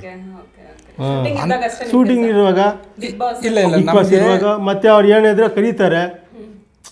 ಅವ್ರದಲ್ಲಿ ಒಂದು ಭಾವನೆ ಇದೆ ನೋಡಿ ಮೇಡಮ್ ಅವರೇ, ನನ್ನ ನಂಬ್ಕೊಂಡಿದ್ದಂಥವ್ರು, ನನ್ನನ್ನೇ ನಂಬ್ಕೊಂಡಿರೋರು, ನನ್ನ ಟೀಮ್, ನಾನು ಎಲ್ಲಿರ್ತೀನಿ ಅಲ್ಲಿರಬೇಕು. ನಾವೇನು ಕ್ರಿಕೆಟ್ಗೆ ಹೋಗೋ ಅವಶ್ಯಕತೆ ಇಲ್ಲ, ಬಟ್ ನಾನು ಎಲ್ಲಿರ್ತೀನಿ ನೀವು ಅಲ್ಲಿ ಬನ್ನಿ. ಹೌದು ಅಷ್ಟೇ. ಬೇರೆ ಈಗ ನಾವೇನು ಅಲ್ಲಿ ಹೋಗೋ ಅವಶ್ಯಕತೆ ಇಲ್ಲ, ನೋಡಿದ್ರೆ ನೀವು ಅಲ್ಲಿ ಇರಬೇಕು, ಬನ್ನಿ. ನೀವೆಲ್ಲ ಜೊತೆಗೆ ಫ್ಯಾಮಿಲಿನೂ ಬನ್ನಿ, ಅವ್ರ ಫ್ಯಾಮಿಲಿ ಬಂದಿಲ್ಲ ಅಂದರೆ ನೀವಾರು ಅಲ್ಲಿ ಜೊತೇಲಿ ಇರಬೇಕು. ಆದರೆ ನಮಗೇನು ಮೋಸ ಇಲ್ಲ, ಅಲ್ಲಿ ಹೋದ್ರೆ ನಮಗೂ ಬೆನಿಫಿಟ್ ಅಂದರೆ ನಿಮ್ಗೆ ಅರ್ಥ ಆಗ್ಬಿಡ್ತು. ಬಟ್ ಯಾಕೆಂದರೆ ಕೆಲವರು ಸುಮ್ಮನೆ ನೋಡೋಕ್ಕೆಲ್ಲ, ಅವರಿಂದ ಇದ್ದರೆ ನಮ್ಗೆ ಎಲ್ಲ ರೀತಿಯಲ್ಲೂ ಸ್ವಾಮಿ ಕಾರ್ಯ ಸ್ವಕಾರ್ಯ ನಮಗೆಲ್ಲವನ್ನೂ ಗೊತ್ತಾಗ್ತದೆ. ಹೌದು, ನಮಗೆ ನಾವು ಅಲ್ಲಿರ್ತೀವಿ, ಬಟ್ ದೇವರೇ ಅವ್ರಿಗೆ ಆ ಶಕ್ತಿ ಕೊಟ್ಟವ್ರೆ ಅಂತ ಅಂದ್ಕೊಳ್ತದೆ. ನೋಡಿ, ಈ ಕಡೆ ಸಿನಿಮಾ, ಈ ಕಡೆ ಬಿಗ್ ಬಾಸು, ಈ ಕಡೆ ಒಂದು ಕ್ರಿಕೆಟ್ನ ಆಯೋಜಿಸಿದ್ದಾರೆ. ಎಲ್ಲರನ್ನೂ ಹೀರೋಗಳನ್ನ ಒಂದು ಗೂಡಿಸಿ ಒಂದು ಟೀಮ್ನ ಕ್ರಿಕೆಟ್ನ ನಡೆಸ್ತಾವ್ರೆ ಇವತ್ತು ಚಿನ್ನಸ್ವಾಮಿ ಕ್ರೀಡಾಂಗಣದಲ್ಲಿ. ಅಂದರೆ ದೇವರೇ ಆ ಶಕ್ತಿ ಅವರು ಕೊಟ್ಟವ್ರೆ. ಎಲ್ರಿಗೂ ಬರಲ್ಲ. ಈಗ ನಾನೇ ಅವರೇ ಹಾಗೆ ನೋಡಿ, ಅವರಲ್ಲಿ ಎಷ್ಟು ಒಂದು ಶಕ್ತಿ, ಆ ದೇವರ ಅದೇನು ಪ್ರೇರಣೆ ಇದೆಯೋ ಗೊತ್ತಿಲ್ಲ, ಆ ಶಕ್ತಿ ಅವರಲ್ಲಿದೆ. ಇವತ್ತು ಆ ಟೀಮ್ನ ಅಷ್ಟು ಜನನ ಸೇರಿಸಿದ್ದಾರೆ, ಇವತ್ತಲ್ಲಿ ಕ್ರಿಕೆಟ್ ನಡೆಸ್ತಾ ಇದ್ದಾರೆ. ನೀವು ಬನ್ನಿ ಅಲ್ಲಿ ಭಾಗವಹಿಸಿ ಅಂದವ್ರೆ, ನಾವು ಅಲ್ಲಿರ್ತೀವಿ. ಏನೋ ಒಂದು ಭಗವಂತನ ಸೇವೆ, ಅಳಿಲು ಸೇವೆ, ನಾವು ಅಷ್ಟೇ ಹೋಗ್ತೀವಿ, ಕೂತಿರ್ತೀವಿ, ಅವ್ರ ಹೆಸರು ಹೇಳ್ಕೊಂಡು ತೃಪ್ತಿಯಿಂದ ಕ್ರಿಕೆಟ್ ನೋಡ್ಕೊಂಡು ಬರ್ತೀವಿ. ಮತ್ತೆ ಅವ್ರ ತಂದೆ ತಾಯಿ ಜೊತೆ, ಫ್ಯಾಮಿಲಿ ಜೊತೆ ಹೇಗಿರ್ತಾರೆ ಸುದೀಪ್ ಸರ್? ಮಗಳ ಜೊತೆ, ತುಂಬ ಪ್ರಾಣ ಮಗಳಂದೆ ಅವರಿಗೆ. ತಂದೆ ತಾಯಿನೂ ನಿಮಿಷಕ್ಕೂ ಫೋನ್ ಮಾಡ್ತಾನೆ. ಎಲ್ಲಿದ್ರು 5 ನಿಮಿಷಕ್ಕೂ ಫೋನ್ ಮಾಡ್ತಾನೆ ಇರ್ತಾರೆ. ತಂದೆ, ಅಮ್ಮ, ಅಪ್ಪ ಮತ್ತು ಮಗಳು, ಮೇಡಮ್ ಎಲ್ಲರನ್ನ ಮಾತಾಡ್ತಾನೆ ಇರ್ತಾರೆ ಡೈಲಿನೂ. ಪ್ರತಿ ಮಕ್ಕಳಾಗಲಿ, ತಂದೆ ಆಗಲಿ, ತಾಯಿ ಆಗಲಿ, ಇವತ್ತು ನಾನೇ ಆ ಶೂಟಿಂಗಲ್ಲಿ ಇವತ್ತೇನೋ ಅನಾರೋಗ್ಯ, ನಾನು ಬಂದಿಲ್ಲ ಅಂತ ಇವ್ರಿಗೆ ಹೇಳ್ಬಿಟ್ರೆ ನಾಳೆ ನಾನು ಕೆಲಸಕ್ಕೆ ಹೋಗಲ್ಲ ಅಂದರೆ, ಅಲ್ಲಿ ಬೆಳಗ್ಗೆ ಯಾರೋ ಒಬ್ಬರು ಕಮ್ಮಿ ಆಗೋರಲ್ಲ ನಮ್ಮ ಟೀಮಲ್ಲಿ, ಫಸ್ಟು ಅವ್ರ ಅಪ್ಪ ಅಮ್ಮನಿಗೆ, ಈಗ ಬಂದಿಲ್ಲ ಇವತ್ತು ಅಂತ ಎಲ್ಲರಿಗೂ ಮಾಡಿ ನಮ್ಮನ್ನ ಟೀಮ್ ನೋಡ್ತಾರೆ. ಇವತ್ತು ಯಾರೋ ಒಬ್ರು ಕಮ್ಮಿ, ಎಲ್ಲಿ ಶಿವು ಅಂತ ಕೇಳ್ತಾರೆ. ಆಗ ಇಮ್ಮಿಡಿಯೇಟ್ಲಿ ಇವ್ರು ಹೇಳಬೇಕು ಅವ್ರಿಗೆ ಹುಷಾರಿಲ್ಲ, ಇಲ್ಲ ಊರಿಗೆ ಹೋದ್ರು, ತಕ್ಷಣ ಕಾಲ್ ಮಾಡ್ತಾರೆ. ಇಮ್ಮಿಡಿಯೇಟ್ಲಿ ಇವ್ರನ್ನ ಕೇಳ್ತಾರೆ, ಇಮ್ಮಿಡಿಯೇಟ್ಲಿ ನಮ್ಮನ್ನು ಕೇಳ್ತಾರೆ. ಅಷ್ಟು ನೋಡಿ ಎಷ್ಟು ಮುತುವರ್ಜಿ ವಹಿಸ್ತಾರೆ. ಒಬ್ಬ ನಮ್ಮ ಟೀಮಲ್ಲಿ ಕಾಣಿಸ್ಲಿಲ್ಲ ಅಂದರೆ ಎಲ್ಲೋದ್ರು ಅಂತ ಕೇಳ್ತಾರೆ. ಹೇಳ್ಬಿಟ್ರಲ್ಲ ಇಬ್ರು ನಮ್ಮ ತಾಯಿ ತರ ಅಂತ. ತಾಯಿ ಕೇರಿಂಗ್ ನಿಮ್ಮಿಬ್ಬರಿಗೂ ಸಿಕ್ಕಿದೆ, ನಿಮ್ಗೆ ಅಂತಲ್ಲ ನಿಮ್ಮ ಅಲ್ಲಿ ಟೀಮ್ ಜೊತೆ ಇರೋರು ಎಲ್ಲರಿಗೂ ಅದೇನೆ, ಒಬ್ಬರಿಗೆ ಅಂತಲ್ಲ. ಬಿಗ್ ಬಾಸ್ ಅಲ್ಲೇ ನೋಡ್ತಿರ್ತೀವಿ, ಅವ್ರು ಪ್ರತಿಯೊಬ್ರು ಅಲ್ಲಿ ಕಂಟೆಸ್ಟೆಂಟ್ ಕೇಳಿದ ತಕ್ಷಣ ಎಲ್ಲ ಬಂದ್ಬಿಟ್ಟಿರ್ತಲ್ಲಿ. ತಾಯಿ ಒಂದು ವೀಕೆಂಡ್ ಬರ್ತಾರಂದ್ರೆ ಅವ್ರು ಮಾಡಿರೋ ಗಲಾಟೆಗಳಿಗೆಲ್ಲ ಅವ್ರಲ್ಲಿ ಬಂದೆಲ್ಲ ಸಮಾಧಾನವಾಗಿ ಆ ಒಂದು ಏನ್ ಹೇಳ್ತಾರೆ ಸರ್, ಆ ಗತ್ತು ಬೇರೆ ಯಾರಿಗೂ ಬರಕ್ ಸಾಧ್ಯ. ಆಂಕರಿಂಗ್ ಆಗತ್ತು ಆಲ್ಮೋಸ್ಟ್ ನಾವು ಎಲ್ಲ ಲ್ಯಾಂಗ್ವೇಜಲ್ಲೂ ಸ್ಟಾರ್ಟ್ ಮಾಡಿದ್ರೆ ಎಲ್ಲ ಒಂದೊಂದು ವೀಕ್ ಎಲ್ಲ ಚೇಂಜ್ ಆಗೋಗ್ಬಿಟ್ಟಾರೆ. ಸ್ಟಾರ್ಟಿಂಗ್ ಮಾಡೋರು ಯಾರು ಇಲ್ವೇ ಇಲ್ಲ. ಅವಾಗ ತೆಲುಗು ಆಗಲಿ, ತಮಿಳು 10 years ಒಬ್ಬರೇ. ಇವ್ರು ಬಿಟ್ರೆ ನೆಕ್ಸ್ಟ್ ಯಾರು ಬಂದು ನೋಡಲ್ಲ ಸರ್. ಸುದೀಪ್ ಸರ್ ಇರ್ಲೇಬೇಕು ಅದಕ್ಕೆ. ಅವ್ರ ಯಾಕಂದ್ರೆ ಆ ಆಂಕರಿಂಗ್ ಗೋಸ್ಕರ ನಾವೇ ಕಾಯ್ತೀವಿ ಸರ್. ನಾನು ಅವ್ರ ಜೊತೆ 10 ವರ್ಷದ ಜರ್ನಿ ಮಾಡ್ತಾನೆ ಇದ್ದೀವಿ. ಬಿಗ್ ಬಾಸ್ ಅಂತ ಹೆಸರಿಗೆ ಅವರೇ ಕರೆಕ್ಟ್. ಅದಕ್ಕೆ ಬಿಗ್ ಬಾಸ್ ಇಷ್ಟು TRPಗೂ ಸುದೀಪ್ ಸರ್ ಕಾರಣ. ಯಾಕಂದ್ರೆ ನಾವುಗಳು ವೀಕೆಂಡ್ ನಾನೇ ನೋಡೋದ್ರಿಂದ ನಾನೇ ಹೇಳ್ತೇನೆ, ಸುದೀಪ್ ಸರ್ ಬರ್ತಾರಂದ್ರೆ ನಾವು ಬಿಗ್ ಬಾಸ್ ದಿನ ನೋಡ್ತೀವೋ ಬಿಡ್ತೀವೋ, ಬಟ್ ವೀಕೆಂಡ್ ಮಾತ್ರ ನಾವು ಮಿಸ್ ಮಾಡಲ್ಲ, ಸುದೀಪ್ ಸರ್ ಗೋಸ್ಕರನೇ ನೋಡ್ತೇವೆ. ಆಮೇಲೆ ಇನ್ನೊಂದು ಏನ್ ಗೊತ್ತಾ, ಹೊರಗಿನ ಜನಗಳ ಹತ್ರ ಕೆಲವರಲ್ಲಿದೆ ಸುದೀಪ್ ಸರ್ ಅಂದ್ರೆ ತುಂಬಾ ಆಟಿಟ್ಯೂಡ್, ತುಂಬಾ ಸ್ಟ್ಯಾಂಡರ್ಡ್, ಆ ಥರ ಎಲ್ಲ ಹೊರಗಡೆ ಅಂತೆಲ್ಲ ಮಾತಾಡ್ತಾರೆ. ಈಗ ನೀವು ಅವ್ರ ಜೊತೆಗೆ ಇದ್ದೀರಾ, ನಮ್ಗಂತೂ ಖಂಡಿತ ಅನ್ಸಿಲ್ಲ ಸರ್ ನೋಡಿದ್ರೆ ಒಂಥರ ಕ್ಲಾಸಿ, ಒಂಥರ ನನ್ನ ಒಪಿನಿಯನ್ ಸರ್ ಬಗ್ಗೆ ತುಂಬಾ ರೆಸ್ಪೆಕ್ಟ್ ಇದೆ. ಸುಮ್ಮನೆ ಬೇರೆಯವ್ರು ಮಾತಾಡೋರಿಗೆ ಒಂದು ಆನ್ಸರ್ ಕೊಡಬೇಕು ನೀವು. ಅವ್ರ ಹತ್ರ ಏನಿಲ್ಲ, ಆ ಥರದ್ದು ಏನು ಅದನ್ನು ಹೇಳ್ದೆ ನನಗ ಅಷ್ಟೇ. ಅವ್ರದ್ದು ಏನಿದ್ರು ಆರಾಮ್ ಮಾತಾಡ್ಸ್ಕೊಳ್ಳಿ, ಯಾರೇ ಬಂದರೆ ಮಾತಾಡಿಸ್ತಾರೆ, ಫೋಟೋ ತೆಗಿಸ್ತಾರೆ. ಆ ಥರ ಕೋಪ ಗೀಪ ಮಾಡ್ಕೊಳ್ಳೋ ಅಂಥದ್ದು ಏನಿಲ್ಲ ಅವ್ರ ಹತ್ರ. ಫ್ರೆಂಡ್ಲಿ, ಎಲ್ಲ ಫ್ರೆಂಡ್ಲಿನೇ ಅಷ್ಟೇ. ಈಗ ಸುಮ್ಮನೆ ನೋಡೋಕೆ ಆ ಥರ ಕಾಣಿಸ್ತಾ ಇದೆ. ಅಯ್ಯೋ ನೋಡಿದ್ರೆ ಏನಪ್ಪ ಏನೋ ಅಂತಾರೆ, ಏನೋ ಅಂತ ನೋಡಿದವ್ರ ಹತ್ರ ಖಂಡಿತ ಏನಿಲ್ಲ. ಬೇರೆ ತರ ಇರ್ತಾರಲ್ಲ ಅವರಲ್ಲಿ ಅದು ಏನು ಗೊತ್ತಾಗ ಸಡನ್ ಆಗಿ ನೀವು ನಾವು ದಿನ ನೋಡ್ತಾ ಇರ್ತೀವಿ, ನಮ್ಗೆ ಗೊತ್ತಾ ಏನು ಎತ್ತ ನಮ್ಗೆ ಗೊತ್ತಾಗತ್ತೆ. ನೀವು ಸಡನ್ ಆಗಿ ಬಂದು ನಿಮ್ಗೆ ಏನು ಗೊತ್ತಾಗತ್ತೆ? ಮತ್ತೆ ಜೊತೆ ನಾವು ಬೆರೀದಿರ ನಾವು ಯಾರನ್ನ ಡಿಸೈಡ್ ಮಾಡಕ್ ಆಗಲ್ಲ. ನೋಡಿದ ತಕ್ಷಣ ಈಗ ಪರಿಚಯ ಇದ್ರೂ ಯಾರ್ಯಾರು ಮಾತಾಡಲ್ಲ ಅಲ್ವಾ? ಹೌದು, ಪರಿಚಯ ಆದಾಗ ಖಂಡಿತ ಕೋಪ ಅಂತದ್ದು ಏನಿಲ್ಲ ಅವ್ರ ಹತ್ರ. ಮಾಮೂಲಿ ಅಷ್ಟೇ, ಜನರಲ್ ಅಷ್ಟೇ, ಮಾಮೂಲಿ ಅಷ್ಟೇ, ಜನರಲ್ ಆಗಿ ಅಷ್ಟೇ. ನಿಮ್ಮ ಈಗ ಇಷ್ಟು ಸುದೀಪ್ ಸರ್ ಬಗ್ಗೆ ಮಾತಾಡಿದ್ವಿ, ನಿಮ್ಮ ಫ್ಯಾಮಿಲಿ ಬಗ್ಗೆ ಹೇಳಿ ಸರ್. ನಾವು ಅದೇ ನಾನು ಫಸ್ಟ್ ಸ್ಟಾರ್ಟಿಂಗಲ್ಲಿ ಹೇಳಿದೆ, ನಾವು ಮೂಲತಃ ಕುಣಿಗಲ್ಲಿಂದ ಒಂದು ಮೋದೂರು ಅಂತ ಒಂದು ಗ್ರಾಮದಲ್ಲಿ ತಂದೆ ತಾಯಿವರು. ನಾವು ಪಾಪರೆಲ್ಲ ಬೆಂಗಳೂರಿನಲ್ಲೇ ಬೆಳೆದಿದ್ದು, ಮಾಗಡಿ ರೋಡ್ ದಾಸರಳ್ಳಿಲಿ. ನನಗೆ ನನ್ನ ಹೆಂಡತಿ, ನನ್ನ ಮಕ್ಕಳು 3 ಜನ ಹೆಣ್ಮಕ್ಳಿದ್ದಾರೆ. ಈ ಒಂದು ಮಕ್ಕಳಿದ್ದಾಗ ನಾನು ಇಂಡಸ್ಟ್ರಿಗೆ ಅಂಬರೀಷ್ ಅಣ್ಣವರು ಪ್ರೇರಣೆಯಿಂದ ನಾನು ಇಂಡಸ್ಟ್ರಿಗೆ ಬಂದೆ. ಅವತ್ತು ಅವರು ಒಂದು ಬೆನ್ನು ತಟ್ಟಿದ್ದಕ್ಕೆ ಇಂಡಸ್ಟ್ರಿಗೆ ಬಂದೆ. ಅವತ್ತು ನಾನು 10 ರೂಪಾಯಿ 20 ರೂಪಾಯಿಗೆ ಕೆಲಸ ಮಾಡ್ತಾಯಿದ್ದೆ. 20 ರೂಪಾಯಿ ವರ್ಕ್ ಸಾಲಲ್ಲ ಅಂಥೇಳಿ ನಾನು ಹಾಗೆ ಒಂದು ಮಟ್ಟಕ್ಕೆ ಬೆಳಿಬೇಕು ಅಂತೇಳಿ ನಾನು ಚೀಫ್ ಟೆಕ್ನಿಷಿಯನ್ಸ್ ಆದೆ. ಅಲ್ಲಿಂದ ನನಗೆ ಸುದೀಪ್ ಅವರು ಮತ್ತು ಅವರು ಒಂದು ಗಾಡ್ ಫಾದರ್ ಆಗಿ ನನಗೆ ಶ್ರೀಕೃಷ್ಣ ಅಂತಲೇ ನೆನೆಸ್ಕೊಳ್ತೀನಿ. ಅವರು ನನ್ನ ಬೆಂತಟ್ಟಿ ಈ ಮಟ್ಟಿಗೆ ಬೆಳೆಸಿ ಇವತ್ತು ನಾನು ಏನಾರ ಚೆನ್ನಾಗಿ ಇಷ್ಟು ಚೆನ್ನಾಗಿ ಮಾತಾಡಲಿಕ್ಕೆ, ಆಮೇಲೆ ಯಾರಿಗೊಂದು ರೆಸ್ಪೆಕ್ಟ್ ಕೊಡಬೇಕು, ಆಮೇಲೆ ನನಗೆ ಒಂದು ಸಂಘ. ನನಗೆ ನೀವಿಬ್ಬರು ಒಂದು ರೆಸ್ಪಾಂಡ್ ಮಾಡಿದ್ದೆ. ಈಗ ನಾನು ಸುದೀಪ್ ಸರ್ ಅದೇ ಅವ್ರ ಬಗ್ಗೆ ನಾನು ಇಂಟರ್ವ್ಯೂ ಮಾಡ್ಬೇಕಂದಾಗ ನೀವು ರೆಸ್ಪಾಂಡ್ ಮಾಡಿದ್ರಲ್ಲ, ಅಲ್ಲೇ ನನ್ಗೆ ಗೊತ್ತಾಯ್ತು.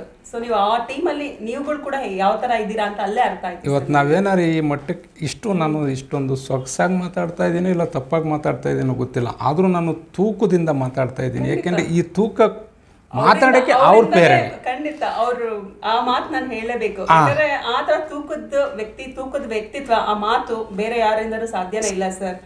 ಎಂತ ಸಿಚುಯೇಷನ್ ಇದ್ರು ಕೂಡ ಅವ್ರು ಮಾತಾಡೋ ರೀತಿ ಇದೆಯಲ್ಲ, ಎಲ್ಲರೂ ಎಂತೋನು ಅವ್ರು ಮಾತಾಡ್ ಕೇಳಿದ್ರೆ ಸೈಲೆಂಟ್ ಆಗು, ಎಂತ ಜೋರ್ ಮಾಡೋರು ಸುಮ್ಮನೆ ಇನ್ನೊಂದು ಯಾವತ್ತು ಒಂದು ಲೂಸ್ ಟಾಕ್ ಆಗ್ಲಿ, ಅವ್ರು ಲೂಸ್ ಟಾಕ್ ಆಗಿ ಎಲ್ಲೂ ಮಾತಾಡಲ್ಲ ಮೇಡಮ್. ಸುದೀಪ್ ಸರ್ ಅಂದ್ರೆ ಒಂದು ಗತ್ತು, ಸುದೀಪ್ ಸರ್ ಅಂದ್ರೆ ಸುದೀಪ್ ಸರ್. ಅದಕ್ಕೆ ನಾನು ಏನು ಕಂಪೇರ್ ಬೇರೆ ಆನ್ಸರ್ ಕೊಡೋಕೆ ಆಗದೇ ಇಲ್ಲ. ಖಂಡಿತ ನಾನು ಇನ್ನೊಂದು ಅವರಲ್ಲಿ ಕಲ್ತಿದ್ದೀನಿ ಅಂದರೆ ಇದೆ, ಇವತ್ತು ನಾನು ಏನಾರ ಮಾತಾಡ್ತಾ ಇದ್ದೀನಿ ಒಂದು ವಿಶ್ವಾಸದಿಂದ ಒಂದು ತೂಕವಾಗಿ ಮಾತಾಡ್ತಾ ಇದ್ದೀನಿ ಅಂದರೆ ಇದಕ್ಕೆ ಮಾತಾಡೋಕ್ಕೆ ಕಲ್ತಿದ್ದೆ ಅವರಿಂದ.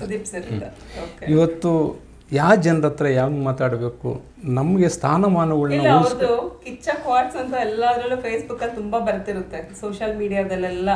ಅಂದರೆ ಪ್ರತಿಯೊಂದು ಇವಾಗ ನಾವು ಒಂದು ಗುರುಗಳಲ್ಲಿ ಒಂದು ಯಾವುದೋ ಒಂದು ಗುರುಗಳು ಆ ಒಂದು ಕ್ವಾಟ್ಸ್ಗಳು ಹಾಕೋತಾರನೆ ಸರ್ದು ಕೂಡ ಅವರೊಂದು ಅಂದರೆ ಜೀವನದಲ್ಲಿ ನಡೆಯುವಂಥ ನಿಜ ಎಷ್ಟೋ ನಾನೇ ಎಷ್ಟೋ ಅವ್ರದ್ದು ವಿಡಿಯೋಸ್ ಎಲ್ಲ ನೋಡ್ತಿರ್ತೀನಿ. ಈಗ ನಮ್ಗೇನೋ ಬೇಜಾರಾದಾಗ ಅವ್ರೊಂದು ಮಾತು ಕೇಳಿದಾಗ ಅಲ್ಲೇ ನಮ್ಗೆ ಸಮಾಧಾನ ಸಿಗುತ್ತೆ. ಸೊ ನೀವು ಅವ್ರ ಹತ್ರದಲ್ಲೇ ಇರ್ತೀರಲ್ಲ. ಸೊ ಆಮೇಲೆ ಅವ್ರ ಹತ್ರ ನಾವು ಸಾಮಾನ್ಯವಾಗಿ ಸುಳ್ಳು ಹೇಳೋಕ್ಕಾಗಲ್ಲ, ಏನೇ ಆದ್ರೂ.